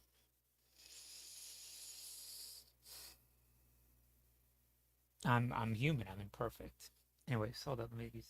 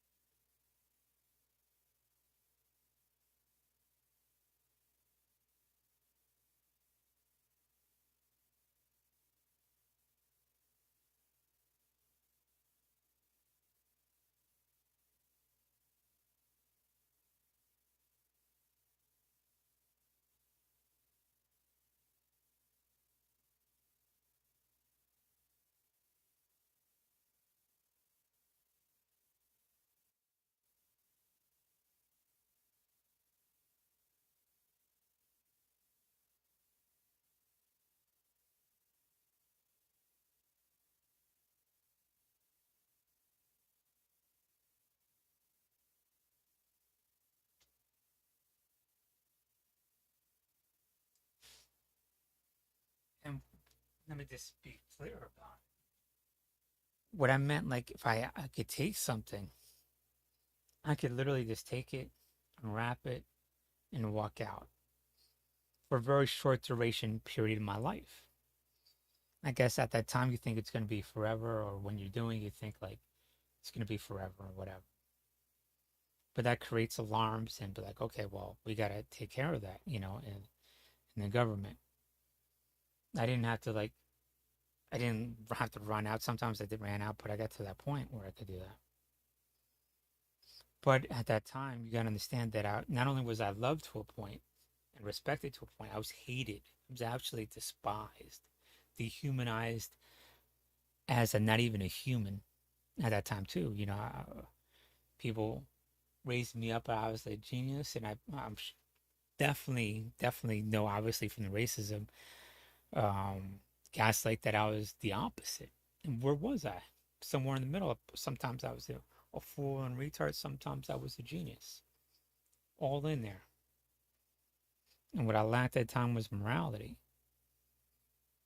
And I guess that's probably where a lot of the gaslight of me being other things, anything, any lie that would work to diminish, was said, for people not to listen to me, not to fight for me, not to have anything to do with me. And we all laughed at it. Like, at the time, even I was whatever, Italian racist shit, and all, mostly. Even though I was friends with a lot of Italians, but I guess from other communities too, but whatever worked, they don't, and like we said, I didn't care why people fought for me. I was, I was like Putin, or a lot of times I was honest, because in my heart, what were they fighting for? Nativism, Native American nativism. And out with my heart, I was so self-conscious about people not wanting to defend that. They wanted to annihilate me and genocide and wipe us from the earth or whatever. I never was really forward about it and always hit it and ducked and weaved. And at the core of it, that's always what it was. So I was always very, oh my God. And I was just like, oh, you're really fighting for yourself,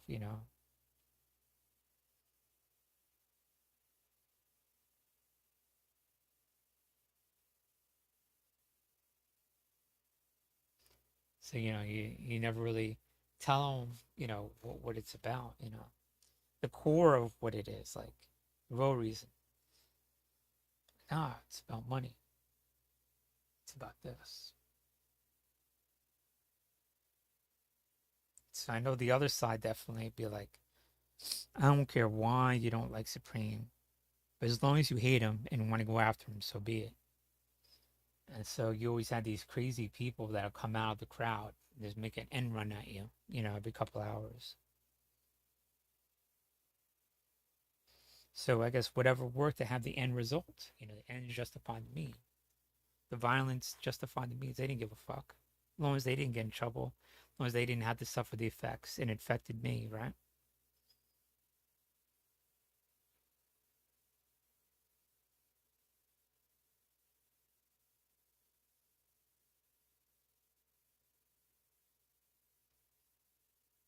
But my point is, that's why I try to be transparent as possible. It takes years because you don't want to be, but you try to be because you want people to understand who you are. And then after a while, you finally take that knife. And it's a hard thing because you be totally honest. And even after you make the decision, you just realize you're honest about that and you have to hold to it. And you just got to take it. Got to take it in the face, and then all of a sudden it becomes part of your personality more and more and more. And now it's just second nature. And it just lifts you of this burden, There's nothing to hide. There's nothing to bullshit. I mean, I wish you learned that lesson earlier on, but you see those pieces of that puzzle there when you grew up. People coming up to you, talking to you, and you understand it. And that's what they're getting at.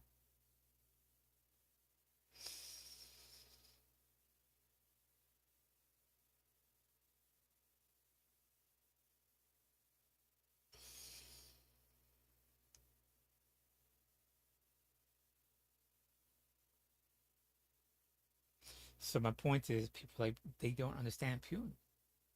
It's just, it's some of those things. I hate to say it, I'm going to say there's people out there that do understand them fairly quite well.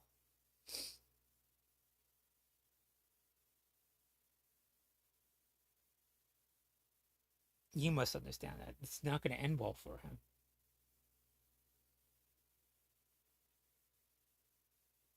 If it continues on this path.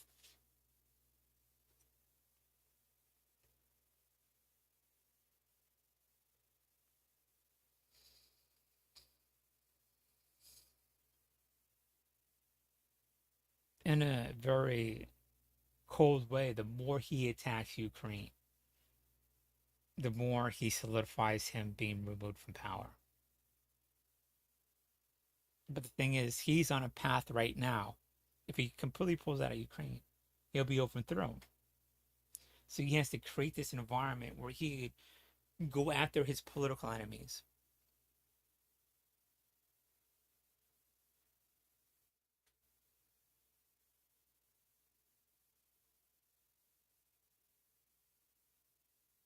But if he goes after political enemies, he'll lose the war. So it's just like,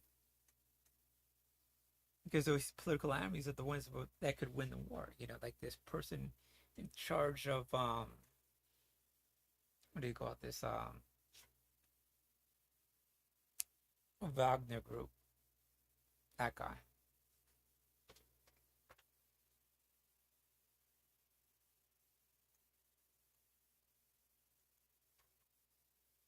Let's just take a look here.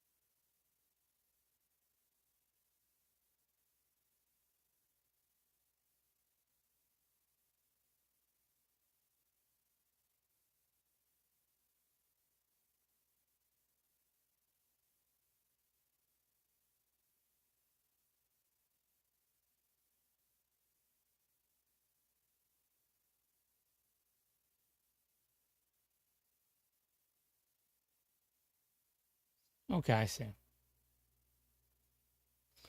I was just looking at NKVD, the Pacific unit that was, when you saw Enemy at the Gates and you saw Jude Law run. It's like, I think I need a rifle. It's like, it'd be helpful if I'm running at the enemy if I had a rifle, right? Yeah, that would be a good idea, but too fucking bad. And you had to pick up the gun as the guy that dropped in front of you and use that rifle. And it's like, okay, it's a good idea. It's like, I'll just use him as a body shield, right? So behind him, I just gotta be quick because I'm superhuman. I could dodge bullets and shit like that. Just stuck behind, the guy in front of me who gets shot, and I'll pick up his gun and use that, right? It's a winning strategy. Fuck falling back. No, one step back rule, right, from Stalin, right? So, guy falls, picks up the rifle, becomes a sniper. Whatever. But the point is, those guys that say who are smart and say this is a fucking shitty fucking plan. I'm talking about I'm going to go after the people that told me to do this shit. And you got the little water caliber machine gun NKVD. They're shooting into, so they run in that direction and fight, for Mother Russia.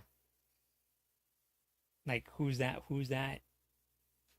Bardin equivalent in Russia right now? Those are the people that we should be going after right now. As soon as they're in Ukraine, it's open season on them, right? Those are the ones pushing the Russians forward to their death.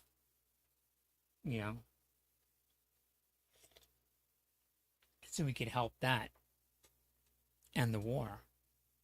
So you got these Russian engineers, right? How many of them are there? A dozen? Not a dozen, but I would assume a few hundred that are capable.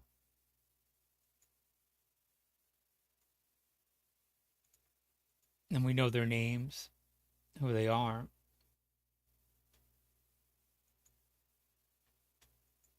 So they're programming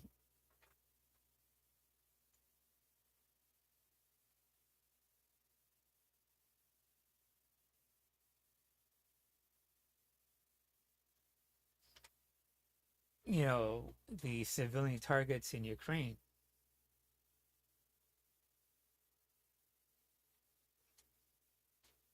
Well, you take out those people. Why don't you program to take out the NKVD equivalent, the FSB equivalent in there, of the secret police forcing your people to kill. Come over to the United States. Just make one last little thing. Just leave Russia. That's what you gotta do. You're targeting the wrong people. You gotta target the people that want to make war.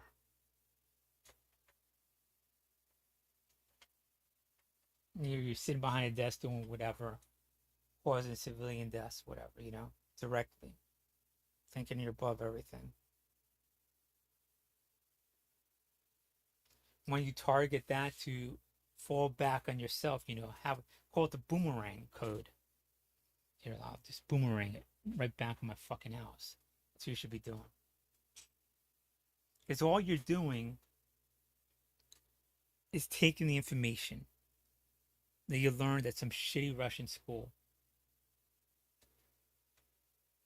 and you have a crappy fucking dilapidated, antiquated missile that needs to be programmed with shit that some lazy fucker didn't want to figure out, and you have to problem solve it to get it to go kill civilians that have very little effect in the war but to make lives miserable.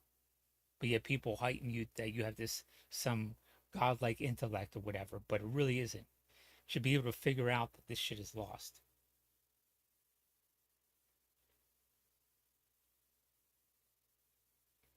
And all your lies are basically seen through that you're a coin collector or you're a farmer or whatever the fuck you are, And all this thing is tumbling down. Your reality is coming down. I'm telling you, you need to get out of Russia, man.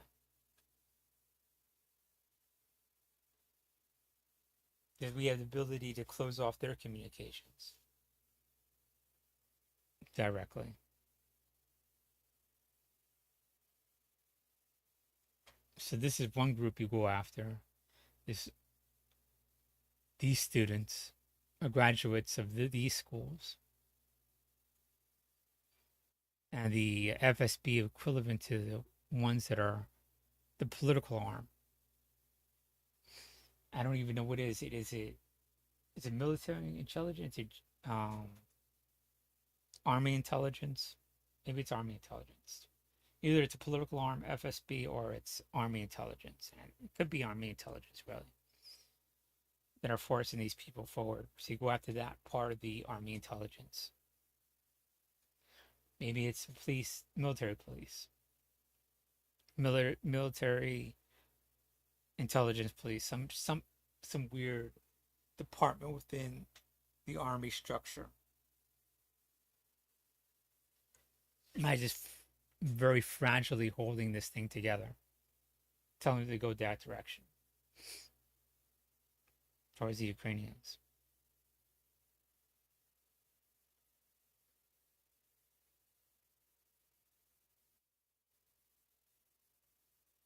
And in the information age, you sort of know these different components. It's not like World War II or World War One, where all you see is what's in front of you. You see the bigger picture now. The bigger picture is wanting, obviously, to control their people. So get that out of your mind. Any aspect of that thought of wanting to control other people out of your mind. And have more of a democracy mind. Have a democracy mind. More of, you debating, taking and giving.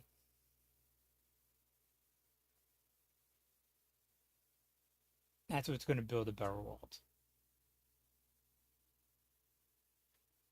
Not being like what's her name?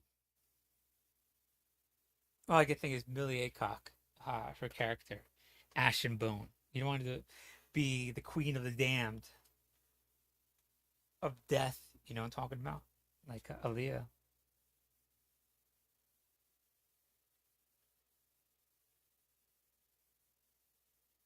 You know what I mean? We're gonna roll over nothing. It's crazy, man.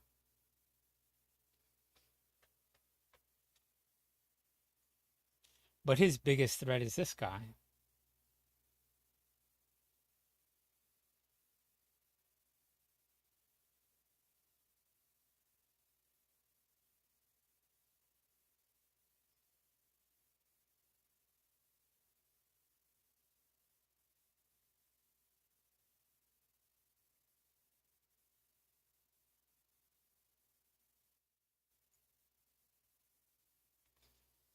If someone has a private army, they're a threat. You know what I'm saying? That's the only person that can challenge humans' authority and has the strength to do so. But yet, if Human gets rid of him, he loses the war.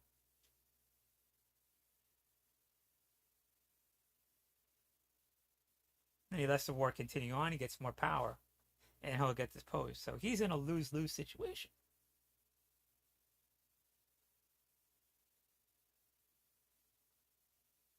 All these people are just set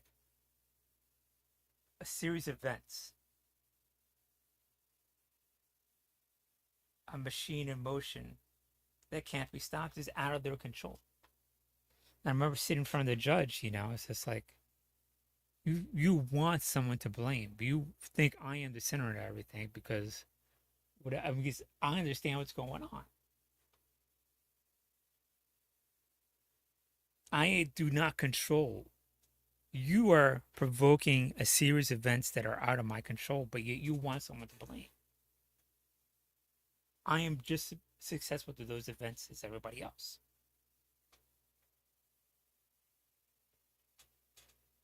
You know what I mean? But yet the racism wants to be like we're better than, so they keep trying to and they're causing those things on them, you know.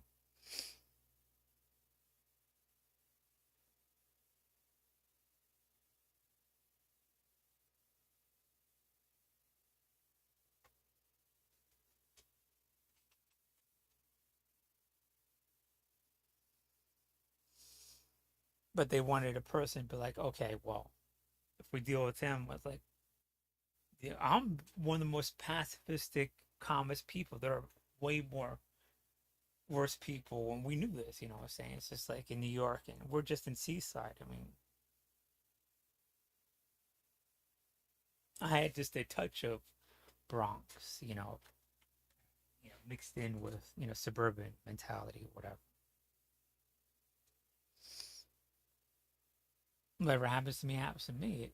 Whatever it is, it's still gonna go. Talk about. So it's like, I mean, I know of those things in New York, but I'm a smart bro. I know a lot of things. So it's like, it's not my fault that if I watch Star Trek in episodes, I know it pretty well. A Trekkie would have to watch and watch and watch and know every little aspect, but me, I just have to know a little bit, and I'm like, oh yeah, and I think I like Star Trek, no doubt. But do I have to study it and know it to like every little thing, like everyone else? No, I'm lucky in that regard.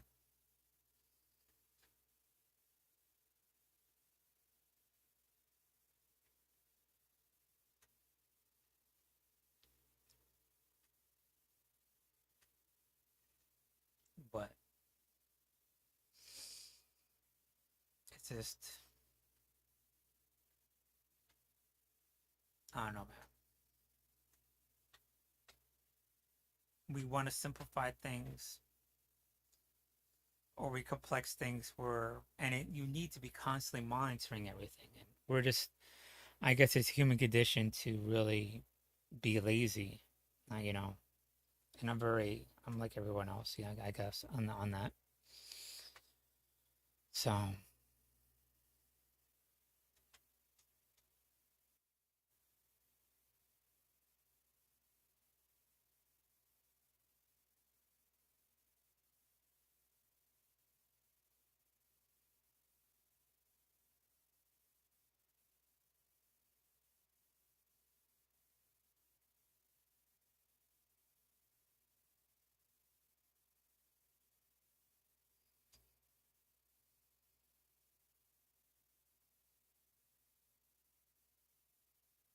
pretty sure this is the most dangerous person to be.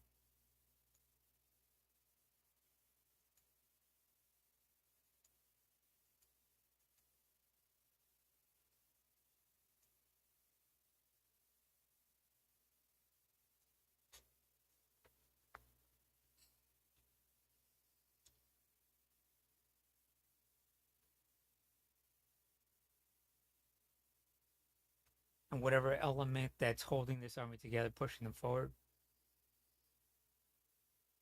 is the command structure that needs to be eviscerated. And there's a handful of students in Russia.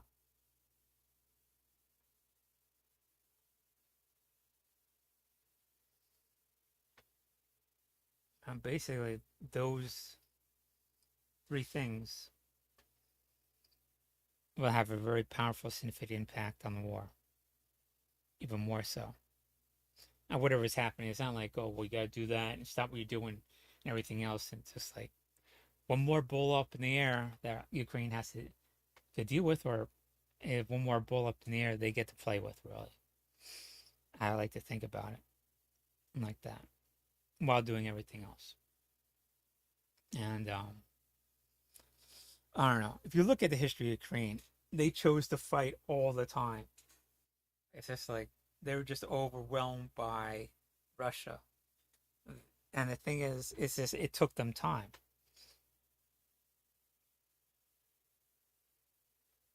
And sometimes Ukraine won for a couple of years. And they came back in, if you look at it.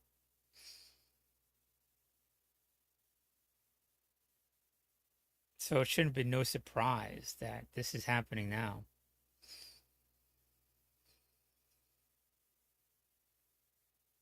We just got to set up safeguards if our political will diminishes slightly or trails off, that European could supply it, So we just got to make sure of that. We'll be all right.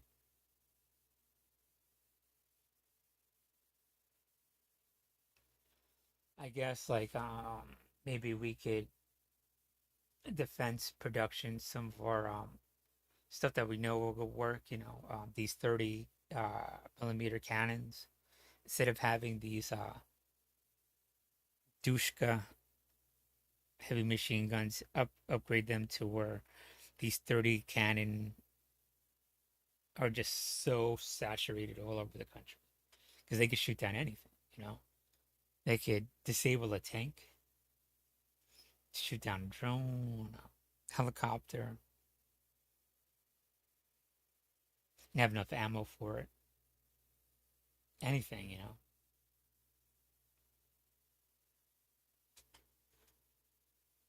So, just have like trucks with those on it everywhere.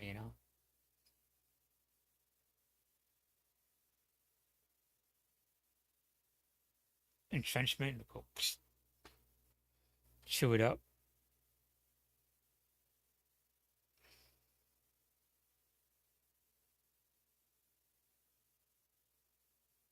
.30 millimeter cannon, not machine gun. 30 millimeter cannon. Have that prevalent. All right, I gotta use the bathroom. Hold up. Be right back.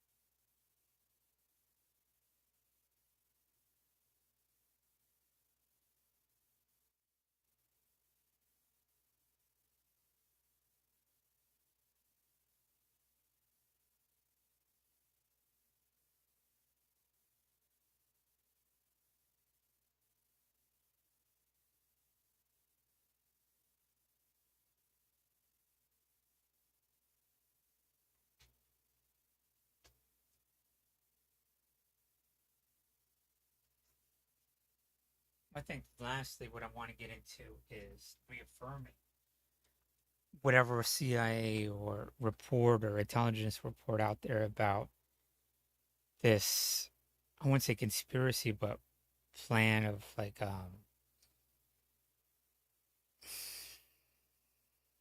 of these dictators, or soon to be dictators.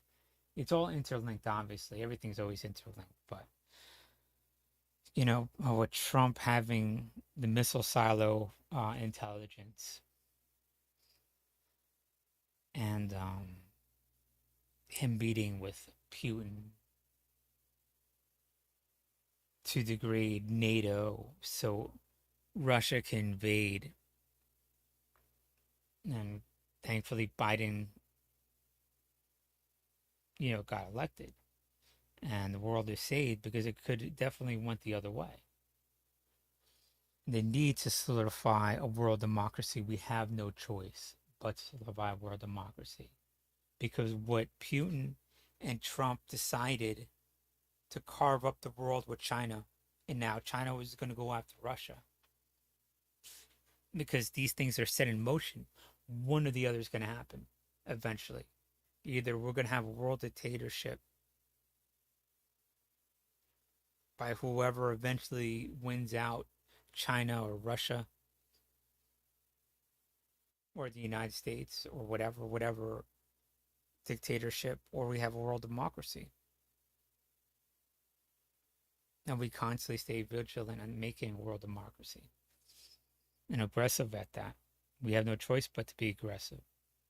But that being said, we always had to mitigate these things and buy us time as much as possible so we could make sure this happens. But we can't be timid, or we enable these dictators. And when we enable these dictators, we're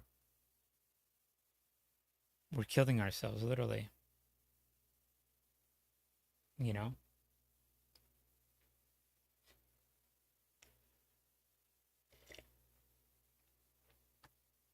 Because their plan is set into motion and they can't reverse it.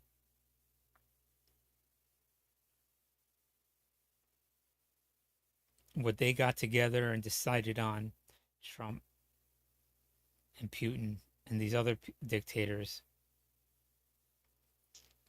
was to rule the world, but they don't really want to rule the world together. You know, China does not want to rule the world with Putin. I mean, these are people that backstab each other. Use these people for as much as possible. Use Putin as much. Use Lukashenko as much as possible. Destroy his population. Drain him of every military asset he has. And then move in on the Belarusians. Grind his people to the ground and then move in on the Belarusians. Lukashenko, little puppet.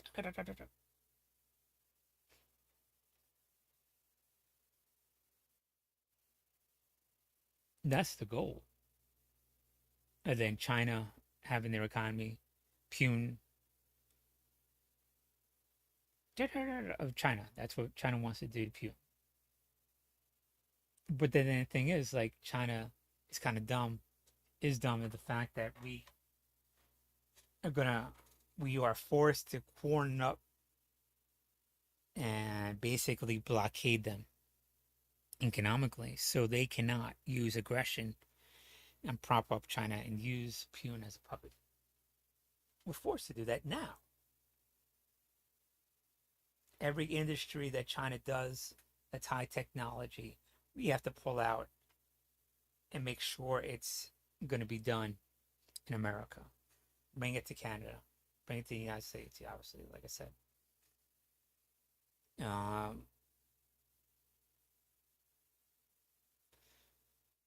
We got to bring it to where we could obtain it.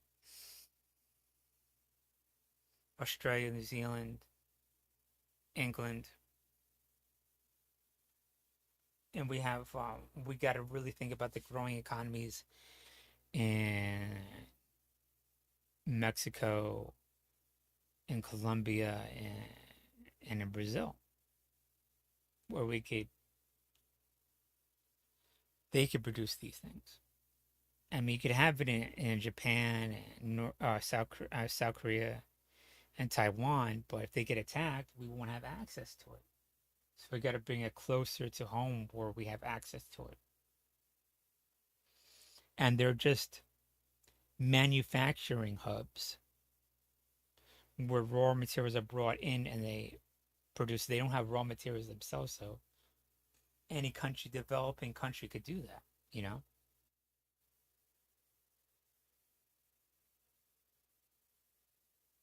And we slowly do that to China. They're using what we enable China to do. They're using it against us.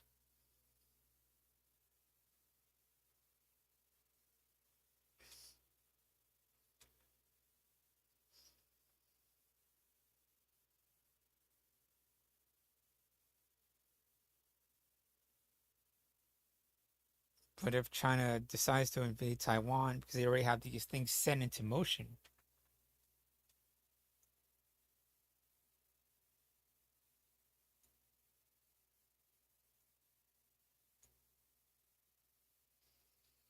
I mean, there's two basic plans. They could go for the quick takedown or whatever, come in on land and overwhelm them. But then, you know, hopefully Taiwan, it's like, okay, we've got a lot of anti-ship missiles, whatever, amphibious assault, you know, for the quick takedown. I mean, because that's entirely possible. Or they could go the other route, is to flatten it and flatten Taiwan and then invade. But in reality, what might happen is that historically, what happens when there is a siege, because you got to picture it like this in modern technology, the modern world, whatever. This is like a castle, Taiwan. This is like I don't know, maybe like a Paris or Rome or what's a good analogy to this? What people would understand today.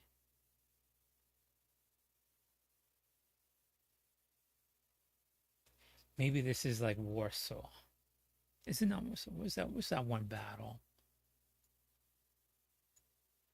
It's definitely a siege. Siege of Vienna. Must say this is Vienna. It's something people could understand. When if we look up the siege of Vienna, people Google that. We're gonna Google the siege of Vienna. So we're gonna go to Wikipedia and look at it. So we'll get some analogies here. Let's get where this is in the world. So this is the world. And this is Vienna right here. 1683. So, oh, it's another photo. Or painting, actually.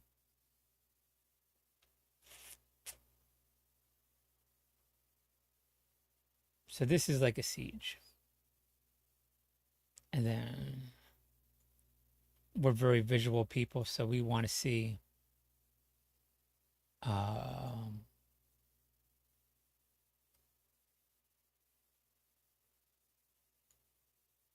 it in motion, right? So let's see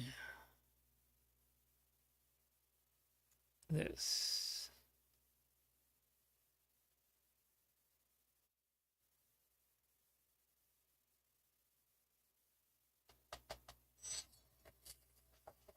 On the 14th of July, 1683, an Ottoman army under the command of Grand Vizier Kara Mustafa arrived at the gates of Vienna. Their arrival marked the beginning of a siege characterized by subterranean warfare, delayed reinforcements, and an apocalyptic storm of Tatar raiders ravaging the apocalyptic. The siege eventually ended by the Battle of Vienna, when the winged hussars arrived under King Jan III Sobieski and famously charged into the Ottoman army. The siege and Battle of Vienna are discussed extensively by historians up to this day. It is considered the turning point in the westward expansion of the Ottomans, and it is an interesting case study for any student of warfare. It's definitely This is how contemporary historiography tells the story of the staggering siege of Vienna.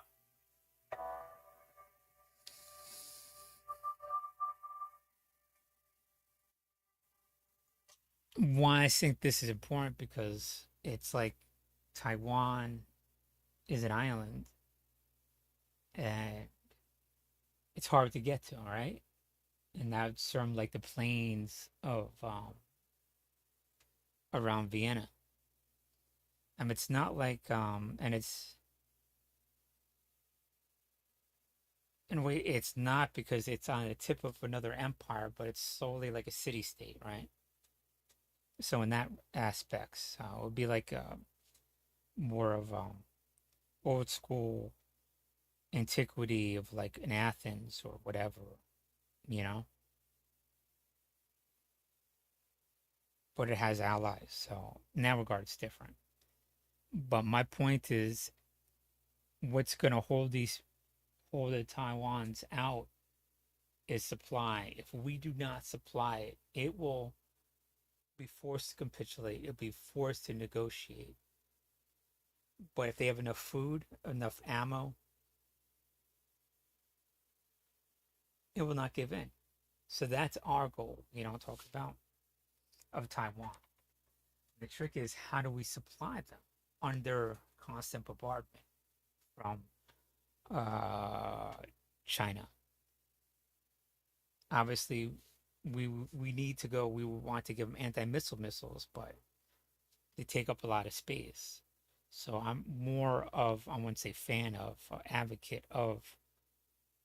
When I say ballistic, I mean the Leopards, the German Leopards, the ballistic guns. Like, so maybe I gotta switch what I say ballistic. I gotta say kinetic. But kinetic means active. I'll just say guns. More of anti-missile gun artillery. There we go. Anti-missile artillery. Modern artillery radar systems. Modern anti-missile cannons. There we go. I'll state that. It's more direct, so it can't be misinterpreted or whatever. Anti-missile cannons. Anti-missile artillery. Like 30 millimeter, whatever, on 50 millimeters. So we need to supply them with the rounds that, that could shoot down these guns, shoot down these missiles. So it's just everywhere over Taiwan, so they could get as much of these missiles downed. That'd be one thing. Food in there, enough ammo in there. They're just taking any ship that comes in there. But that's the key, honestly. Historically, both cities given to the invading force when the populace doesn't have enough food and disease takes over. So we got to make sure Taiwans do not suffer, any kind of aspects of starvation, disease, or whatever, obviously. But I don't think power is enough for Ukraine. Oh, you have a little. Oh, you got to go on candlelights. Oh God, woo, it's not enough, man. Oh, so my God, what is Russia doing? It's just like, no. Like, okay, people died or whatever.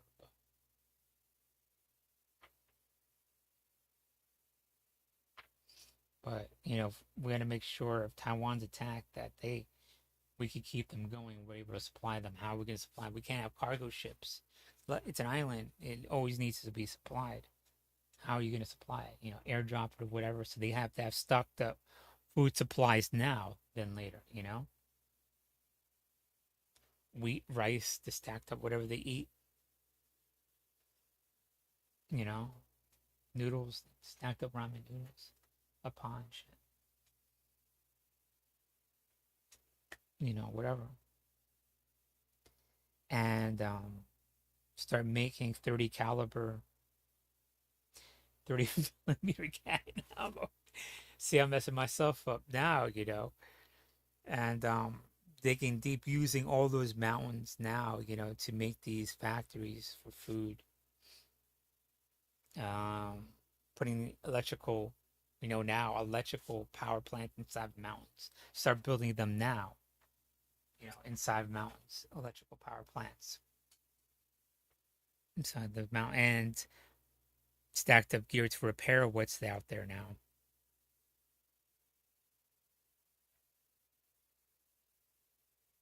And building, defensive structures around their electrical power grids now.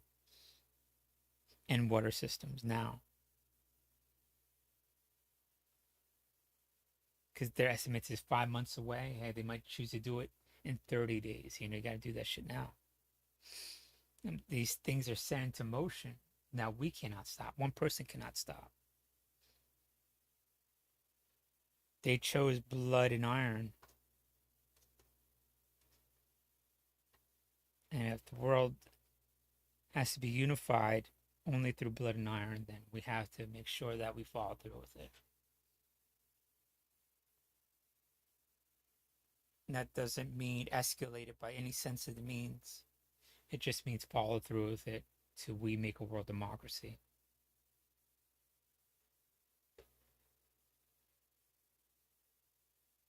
And we're forced to use blood and iron, we'll use it.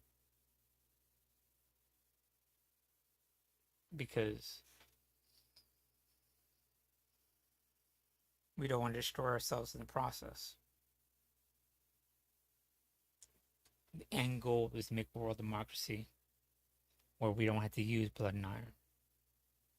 But we can't be oblivious and appeasing to that because we'll destroy ourselves. We know appeasement doesn't work. We know isolationism doesn't work.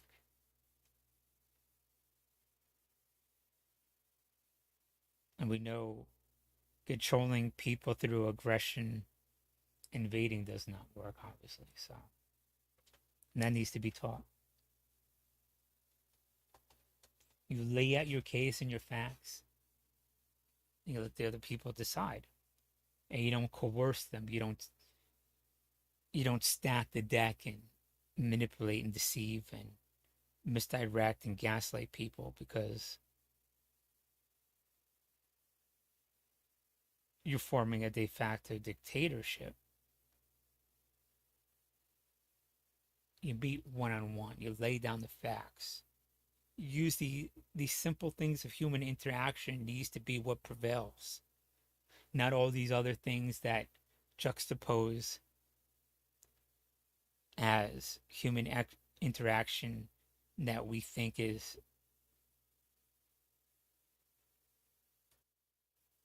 genius.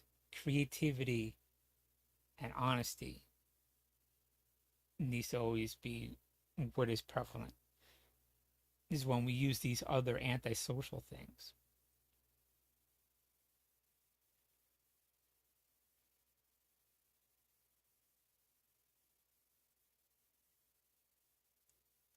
Indirectly leads us to a dictatorship. Indirectly, but whatever, But getting to this,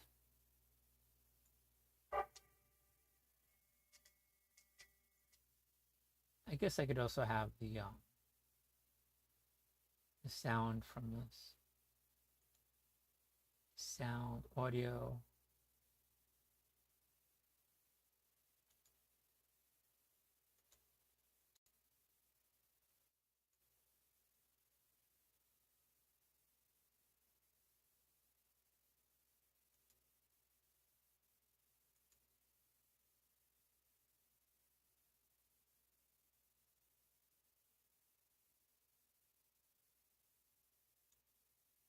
Microphone.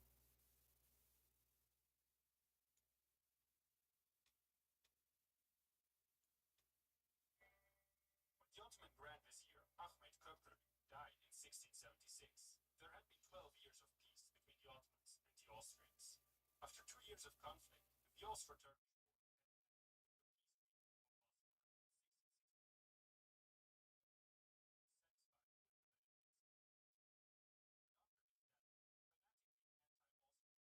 Pasha succeeded him as Grand Vizier. In 1682, the peace treaty should have been extended, but the negotiations failed. Further to the west, the other great rival of the Habsburgs at the time, France, noticed the change of mood. They hastened to encourage the Ottoman aspirations. Pressure was adding up on Austria, that since 1678 already had to deal with the open rebellion of the Protestant nobility of Hungary, whom the Catholic Habsburgs had been suppressing. The leader of the revolt, Emmerich Thököly, quickly gained control over the highlands of Upper Hungary. The Ottomans certainly appreciated this development. In 1682, the Ottoman-Hungarian friendship ripened into a full alliance. It soon became obvious that the Ottomans were preparing another war against Austria. It was no so the Ottomans are like the Chinese. I guess even though they started in Europe, we think of them as Middle Eastern and Asian foreigners or whatever. China's from Asia, So it's just that, I guess, that perception too. But even, God, I don't know Muslim history as good as everything else, but it's all interlinked with the Roman Empire also. the they took over because knowledge in an empire was able to be sustained in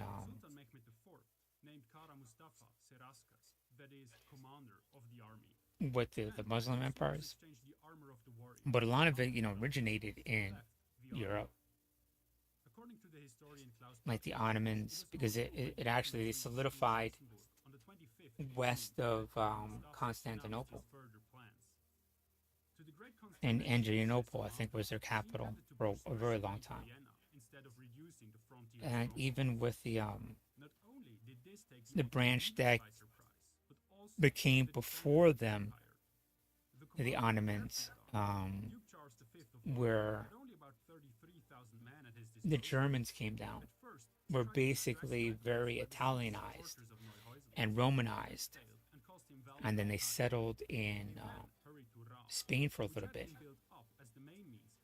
the Visigoths, and they went to they just wanted to basically find a safe place to live.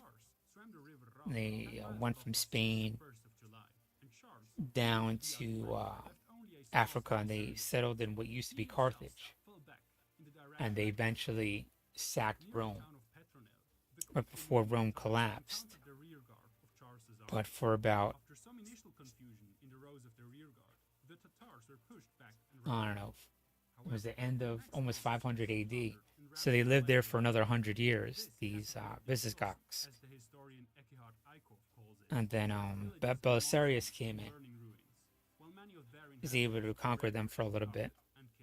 But that was the populace, or there's Germans there, whatever, they're this Catholicism that was there, right? They had a certain way of thinking that was very heavily influenced by Rome and Belisarius, so that was their way of thinking, their civilization.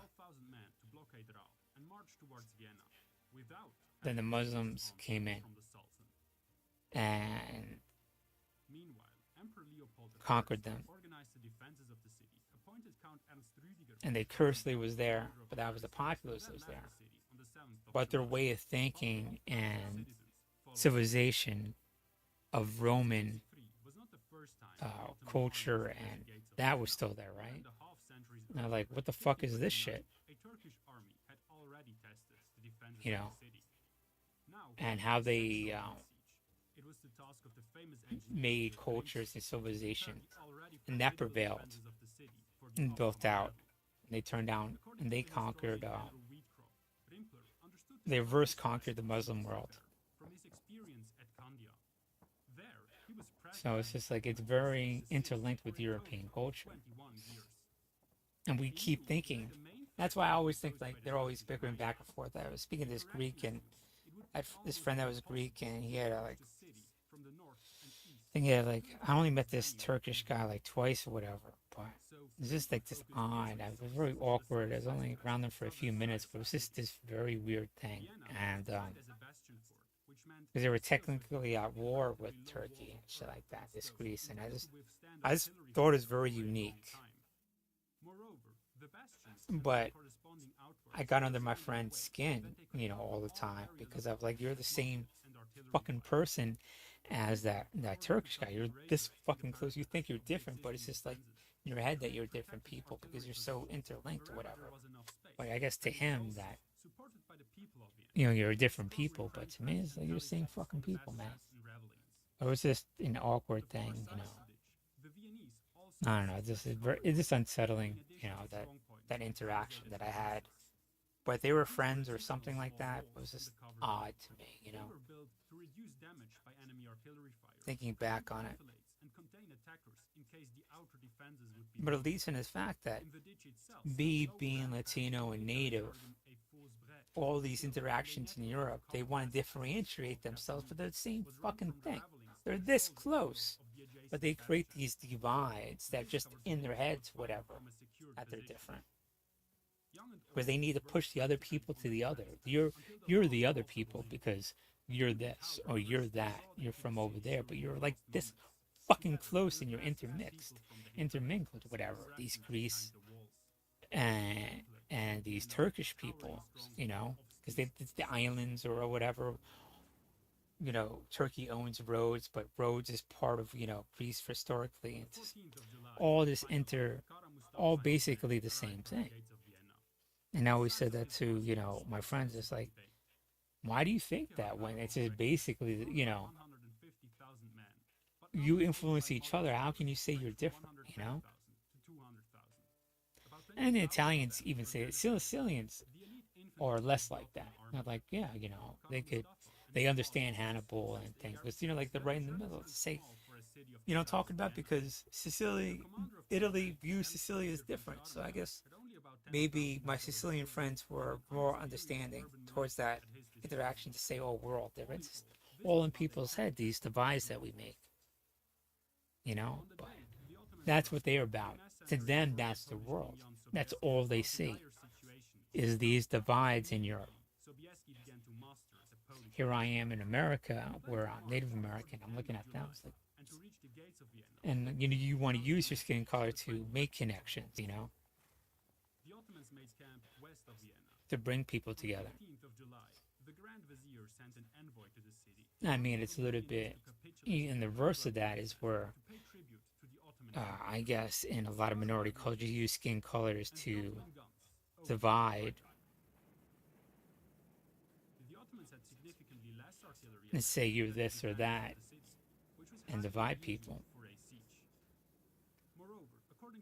And but the Latino thing is mi casa su casa. You want to bring people together. I'm not saying it's automatically like that, but generally speaking, you want to bring people together.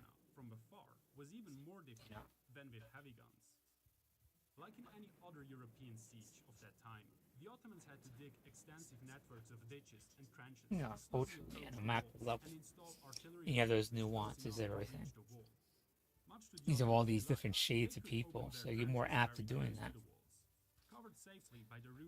But you know, people are parasitic off of our culture because they'll be like, oh, well, we have a little bit of skin color and we want to say we're that. No, you're not that. You want to put your own agenda, which is foreign. So you definitely have that in other minorities, and that's very counter to Latinos. The solution was a group of brave messengers who either swam the Danube at night or like, well, okay, well, through the enemy lines. you have this blood, then you're that. It's like, really? A trickling flow of communication. However, not all of these stealth missions were successful. You don't pretend to be Latino to create divides. Sometimes you got to acknowledge that there are this demographic that tries to instill that racism, and you got to be like, look, we can't allow that. Starting in the suburbs, the Ottoman drove forward 3 groups of trenches against the Löbel Bastion, the Burg Ravelin, and the Burg Bastion. The Ottoman trenches wormed forward quickly, and in the night of the 22nd to the 23rd of July, the first battery was established and opened fire. In a parallel to the earthwork on the surface, tunnels were dug by the Ottoman miners. And on the 24th, the first 2 mines exploded on the So if, I guess, if Ukrainians had millions and millions of people, you want to start digging perpendicular or obliquely to the Russian lines or whatever.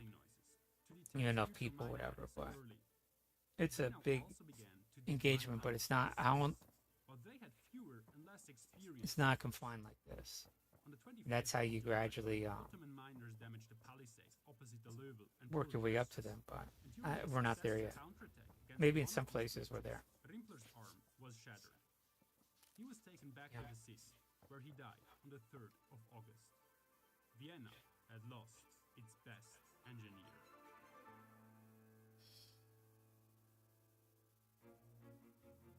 But in the aspects that we can make analogy to this, that they're a city that's well fortified, it's an island, hard to get to. The following days, the Ottoman miners were much more successful. They repeatedly collapsed parts of the palisades on the covered way. On the 30th of July, one explosion near the Burg Bastion was So you could look at that. This the Viennese couldn't stop. They were forced to abandon this battle, but you probably have to take a couple of battles how it plays out. There's another battle also. The Ottomans now reached the palisades in front of the rebel. A lot of these sieges, we could take a look at Taiwan. Before the Löbel Bastion. In almost no time, the Ottomans destroyed the elevated artillery platform of the battle. An approach from the sea was almost impossible. Even more favorable was the landward situation. Wetlands and marshes stretched east and west of the city, as far as the eye could see. It was only passable through narrow causeways. I guess what you want to look at is how did sieges succeed, right? In addition to these natural features, successful sieges, you know, not just sieges that ended within a month or whatever. You want to look at sieges that lasted, you know, for a certain duration. And that's how you want to look at Taiwan. How did those sieges succeed? And you want to make sure that that analogy is placed to Taiwan. And that's the sieges failing. I mean, winning. Succeeding is where we fail. So whatever caused that city-state to capitulate, we want to make sure Taiwan has whatever it is to keep the fight going. You know? What characterizes the modern fortification? So the siege succeeding is us not. Water in the defense system through locks and but unfortunately, we got to look at water tables that could flood a very large area all around the city. And if there are floodplains, even of only 20 centimeters deep, no one can advance along the trenches, and the city is impregnable. The wall itself stretched all the way around the city, even along the coast, and only a narrow passage between two massive towers allowed ships to enter the inner harbor, which could shelter more. Because you keep learning how, you know, the city, you know, the city-state or the city won. You're just, you know, you're not looking at the weak points, whatever, you know. You definitely want to do those things, but how do they get around the defenses? You want to make sure you have some sort of foundation to build upon when it comes, you know, in a macro type of sense. And if you look at them, it's usually them not being supplied with enough food, troops. So that's what I'm concerned about Taiwan. Them being pummeled and constantly bombarded into capitulation. King Charles I of England, who saw a fitting chance to that being said, you know, Taiwan could break the Chinese army. Duke of Buckingham, with 80 ships and 7,000 men to aid the Huguenots. On the 10th of July, 1627, the English fleet arrived at the island of Ré, which had already been taken by the French Royal Army. Benjamin went to La Rochelle to make sure the inhabitants would cooperate with the English, while Buckingham was attacking the island. After a first clash on the beach, the English laid siege to Saint-Martin-de-Ré on the 17th of July. They occupied the town without difficulty, but they had a hard... How do you say that? Saint-Martin-de-Ré. Saint-Martin-de-Ré. I don't know. I can't really pronounce it in French. Anyways.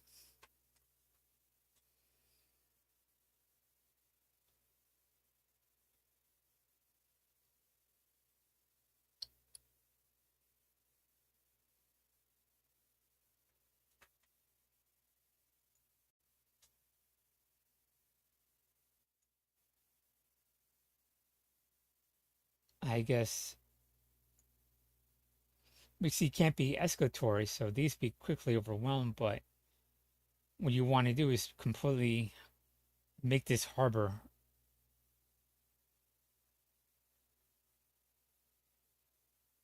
not a threat, right? So you destroy that harbor, that'll give you a couple months by destroying that harbor. So this is what Taiwan needs to do, you know, just completely make this harbor unusable to attack Taiwan. That buys you time. So all these islands they have, that's their sole goal. And honestly, you can bombard those harbors from over here.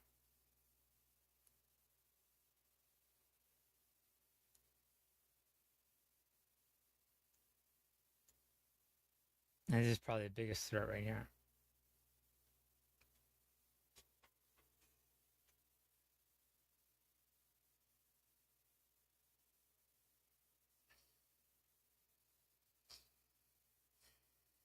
But it's just like, but what's really gonna play out?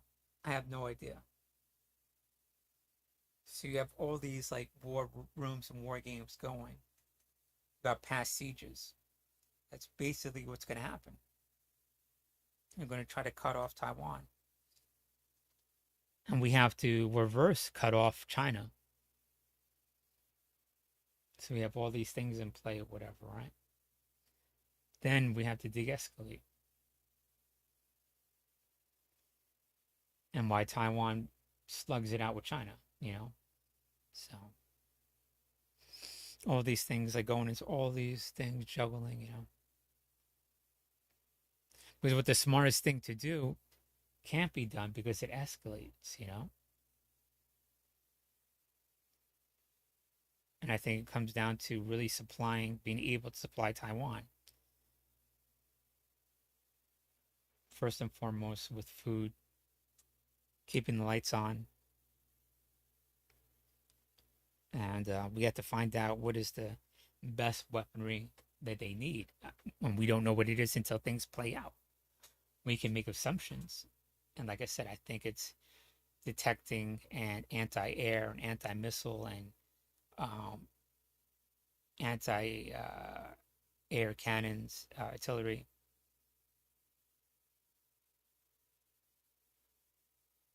And a good stockpile of anti-ships just in case they, as a deterrent, and destroying any ships in any of these harbors, whatever, completely obliterating them.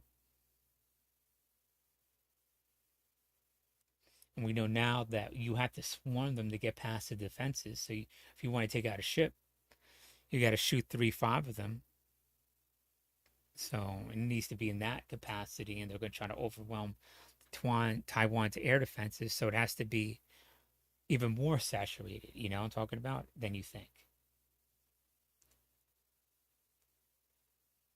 Because, they're trying. But the thing is, you want to make Russia punch themselves out, give out everything they got, and they have nothing left. Have them throw all the missiles out and see if you can capitulate. Like, yeah, we could keep this up forever. And it's like, no, you can't. You can't. We know the numbers of the missiles you fucking got. You just used them all. You might have a few left over, whatever, but you just basically just used everything. And unfortunately, with China, it's going to keep raining down. They could keep producing it or whatever. So that's the thing. We need to keep Taiwan in the fight. They need to be so saturated with anti-air. It's just like unimaginable. Incomprehensible, but it can be done because we have time. Because they're going to try to capitulate it by bombarding it. That's my guess. It's my, they're just going to keep raining down missile after missile. So the air defenses need to be like so interwoven.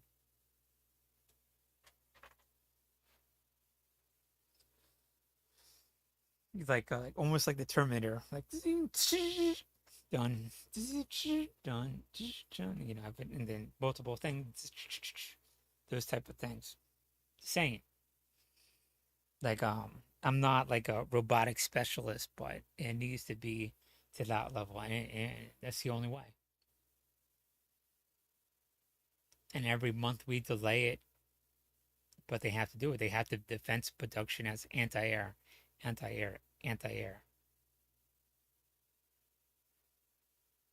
just overkill it,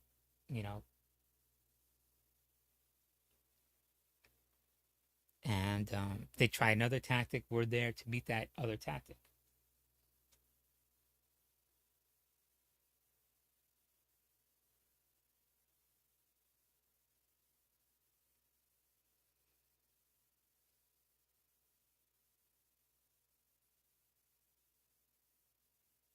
But what is Boston Dynamics and DARPA up to, anyways? Can't have mech in a battle. You can't have a battle mech.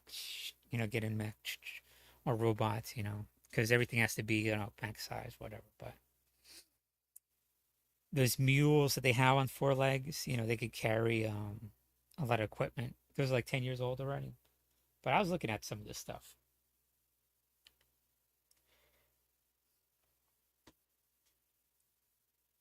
Now, the thing is, the whole point of it, you would have a tracked vehicle because they could go in mud and be all terrain, more terrain than wheels, right? Because they're tracked. And they spread out the weight on the tracks. And I guess you'd have wider tracks on the tank so you travel in more mud, whatever, right? But it would be a bigger thing. So you would have a tracked vehicle that's bigger, but it being bigger, it can't really move through the trees or whatever, right? But technically, you'd be more maneuverable ish in the mud if you have wider tracks. How practical it is, I don't know. So how you would think, well, someone walking through the mud, it'd be more maneuverable, more terrain, and that's true.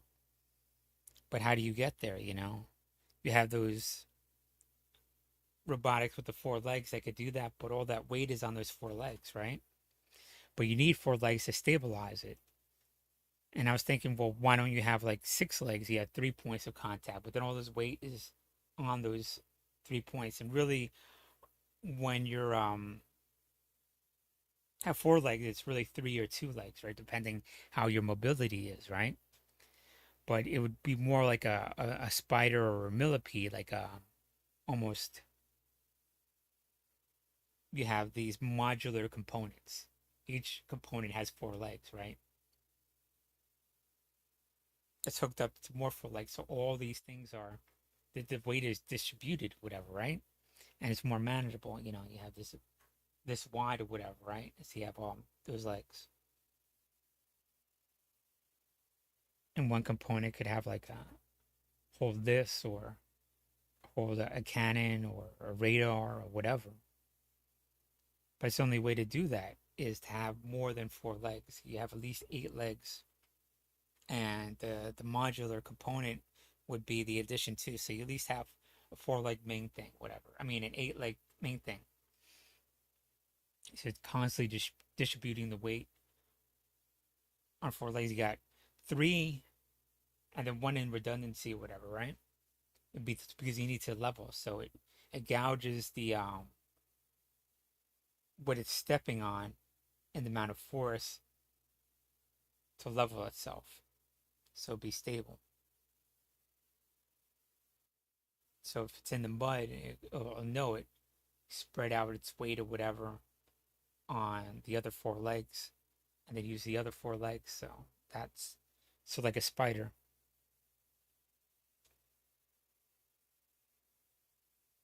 But it'd be a lot quicker though, you know. Need to spread out that weight to really make it, but it has to be compact because you need to get it where a tracked vehicle can't get to. That's the whole point of it. It needs to be small and be able to get between the trees. And 4 legs won't do that. You need to have at least 6 or 8. I'm thinking 8 because you need to have redundancy. You know, you don't know what you're stepping on. There's no way to predict what you're stepping on. No algorithm could do that. It has to detect it and adjust, and it needs the other 3 points to do that, right? So that's why you need 4. So adjust to the other leg. And a time to adjust the other leg. And then you have the other 4 legs come down, and you have 3 points and 1 adjusting, always adjusting. You constantly do that. You could do that. That's why you need 8 legs. 3 points of contact, you know, and the other in redundancy just in case or whatever to adjust to all the others. Because you have 3 points of contact and one's adjusting, you're fucking it up.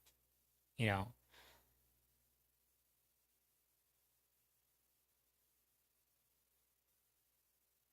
And you're trying to distribute the weight. I mean, you have too, but I'm just saying. All that weight is situated as sinks, and it's not practical yet.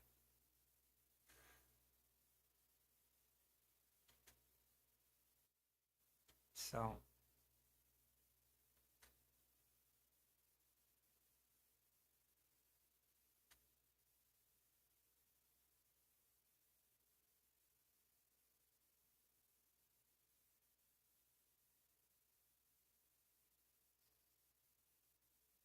when it comes down to batteries, really, how powerful the battery, because you see them pouring gas at gas and gas, and so it needs to be electric. My thinking, if you want to have an all-terrain uh, robot, it would have to be many legs for the time being. I mean, it is almost like a centipede, modular like a centipede.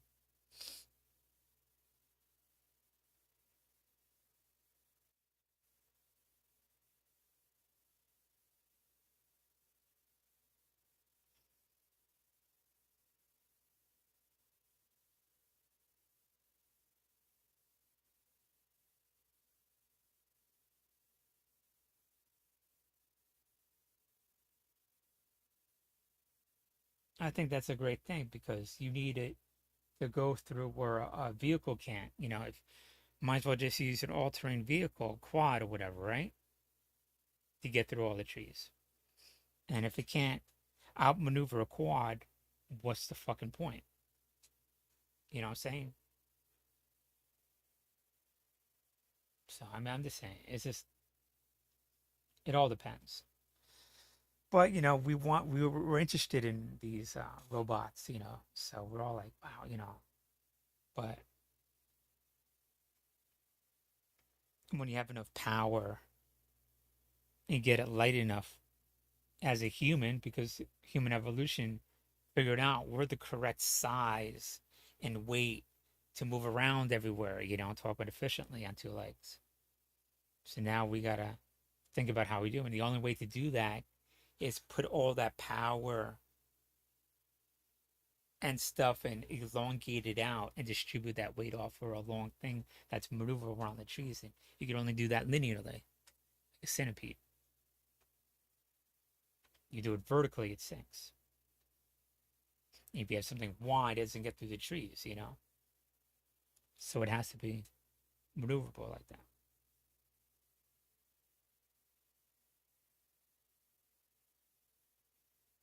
And if you have modular, you have different modules. Every segment do something different,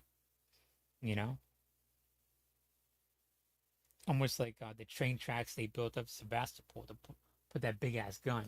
Let's use that gun once. No, we got to have something that has all these different components that we could use, and it walks up with the assault force or just behind the line or whatever, or hard to get areas or whatever it is. And you think it's going to be slow, like I said, but that thing will move quick. I'm telling you, that thing will move like insanely fucking quick. It'll be almost unnerving how quick it would be, And as I was thinking about it, and I was looking at all those other Boston Dynamics things, 30, 40 miles an hour, going through everything, could even go quicker. A robot that we could build now, whatever. Anyways, we should concentrate on what we could do in the future then. This nonsense, killing people. How many, because what we're going to do is we're going to destroy the very brilliance and creativity that could bring us a better world, We cannot predict where the next Aristotle or Galileo will be, They just sort of emerge. And we go to war, we annihilate that. We annihilate that population. So, I mean, we want to create that environment where that genius is able to bubble up. And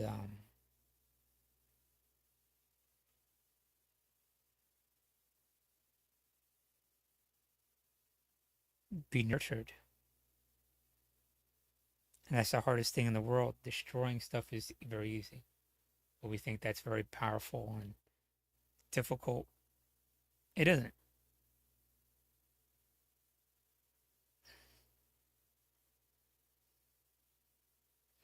Everything around you took time to build. How easy is it to break it? But yet that act somewhere deep on our neurocortex, it's hardwired. That person is a genius and powerful. So we want to follow it and do that. And that bleeds out into everything we do. And we have to put a wrench into that and realize that creating is more powerful.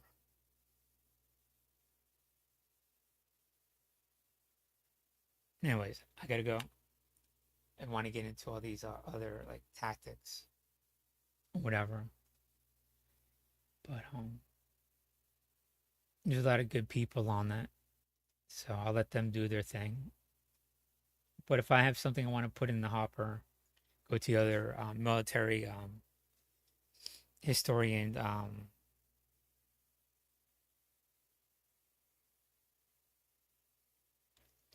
I guess if they're avid historians, avid, military tacticians, YouTubers, and everything, they could formulate something, build on that, and that'll bubble up to our generals, and they'll be like, "Oh man, it's ridiculous. Oh, that's really good," or something like that. Matter of fact, oh wait, this idea, let's further this up. I know what these people are talking about, and they will further it to Ukraine. If I have anything like that, then so be it. But it has to be like that wrecking ball type of thing where they can't outthink it. It's right there. But there's so much going on. It's less and less than that now. All those people are in place and doing their thing. And I think they have enough drones and anti-cannon artillery, anti-air cannon. It's probably the main thing right now. And having cannons, 30 millimeter cannons, 50, and even 30 millimeter cannons saturated through all that. It'll be a lot better. Oh well, of course, artillery.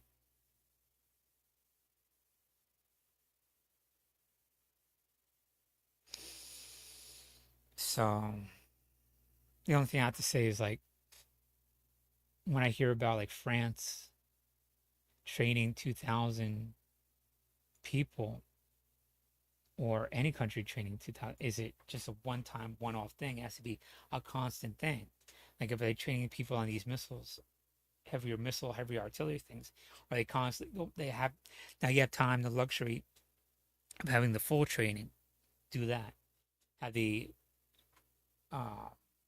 truncated training, and now you can have and put them there. Now you can have full people with full training, and they could rotate that.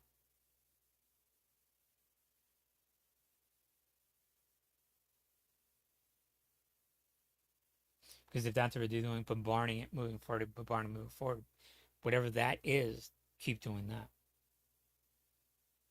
You know what I'm saying? However, do you push those things? Because I don't think this Wagner group,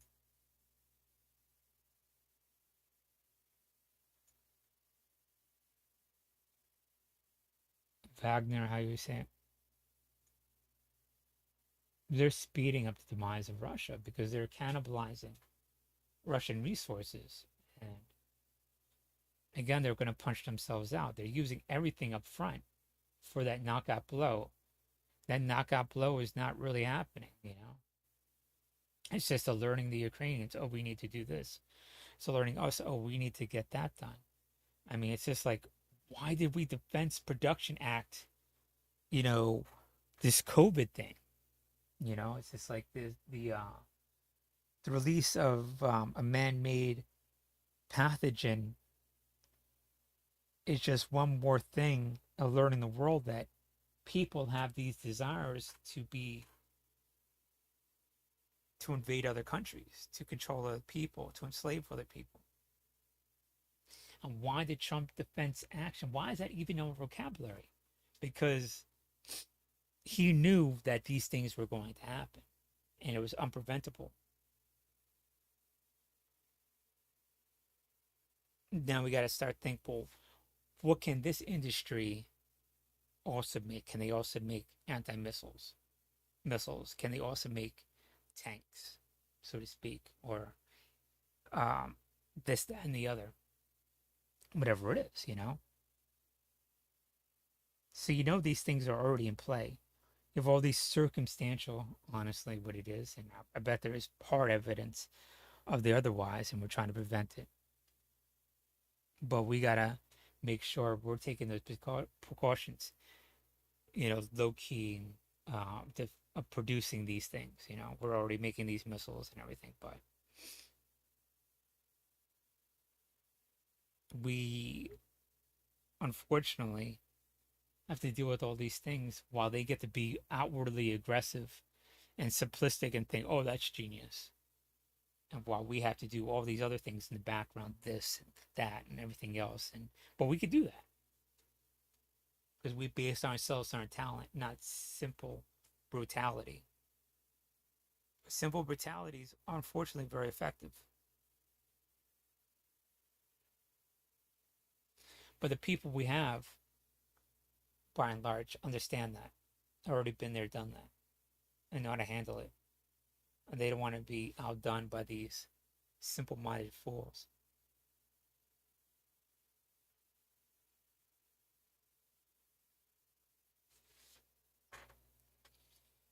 So it's no secret that the Russians are basically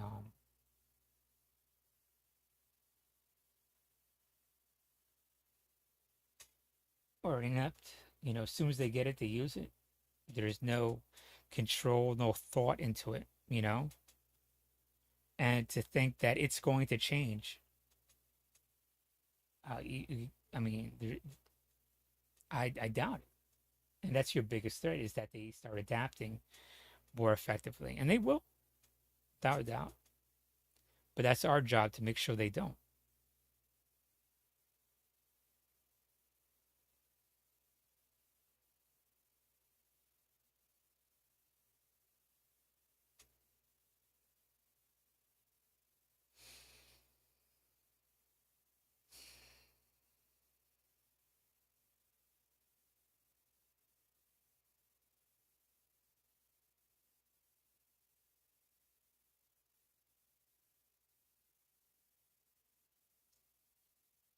Every day this goes farther,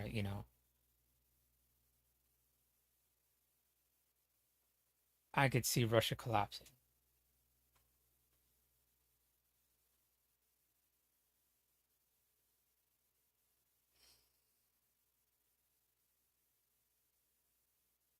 And it's difficult. Ukraine's in a very difficult position. They have to kill Russians, but they have to be compassionate to the Russian people. You know what I'm saying? It's just like, how hard is that? Yeah, I mean, here we are separated, and it's just hard to comprehend, hard to be like that. You have to be there to really wrap your mind around that, you know what I'm saying?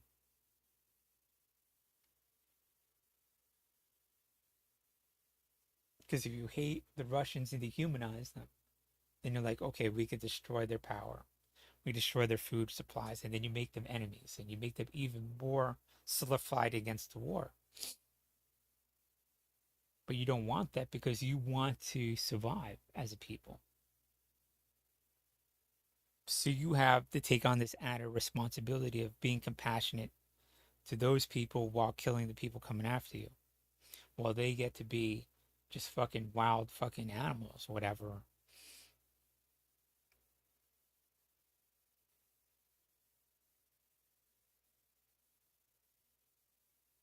And oblivious to the fact that they're causing their own self-destruction.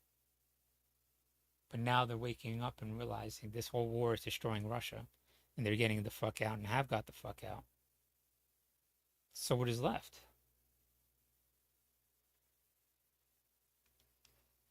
This whole thing is unsustainable. And now in the information age, this is how every war played out, probably. How ridiculous this shit is. What's going to change? This was the shape of Ukraine before the war. And after the war, this is going to be the shape of Ukraine. How many Ukrainians and Russians died for no change in the fucking border? This is, this is absolutely ridiculous. And the only way to change that is to genocide and remove this whole population, move in Russians, and have a forced election. And what we got to do is be like, hey,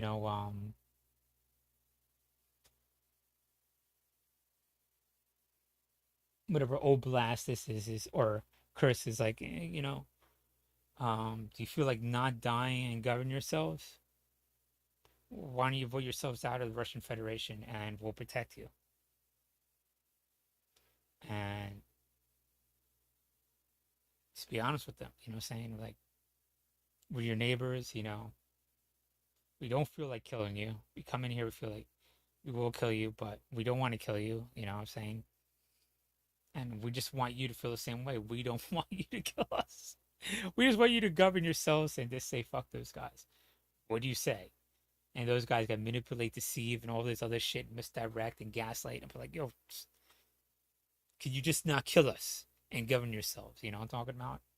So we get to be honest, whatever. But like, okay, Kursk could be, and be like, okay, we'll vote ourselves out of the Russian Republic.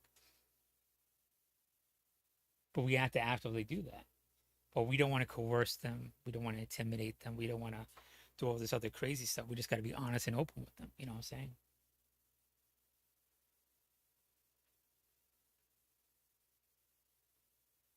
I'm just saying.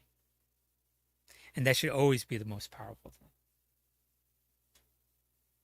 But we have to fight to make sure that morality is the most powerful thing. We just can't automatically assume and think everything's going to turn out all right. Follow through with it. Anyways, I'm rambling on. I got to eat. I'm out. Peace, deuces. I gave my thoughts, good or bad, for what it's worth. All right. Slava Ukraine. Let's follow through and make this world a democracy. It's the only way.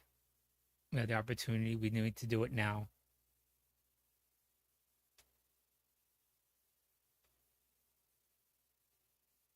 And guarantee peace for another millennia. All right. Peace.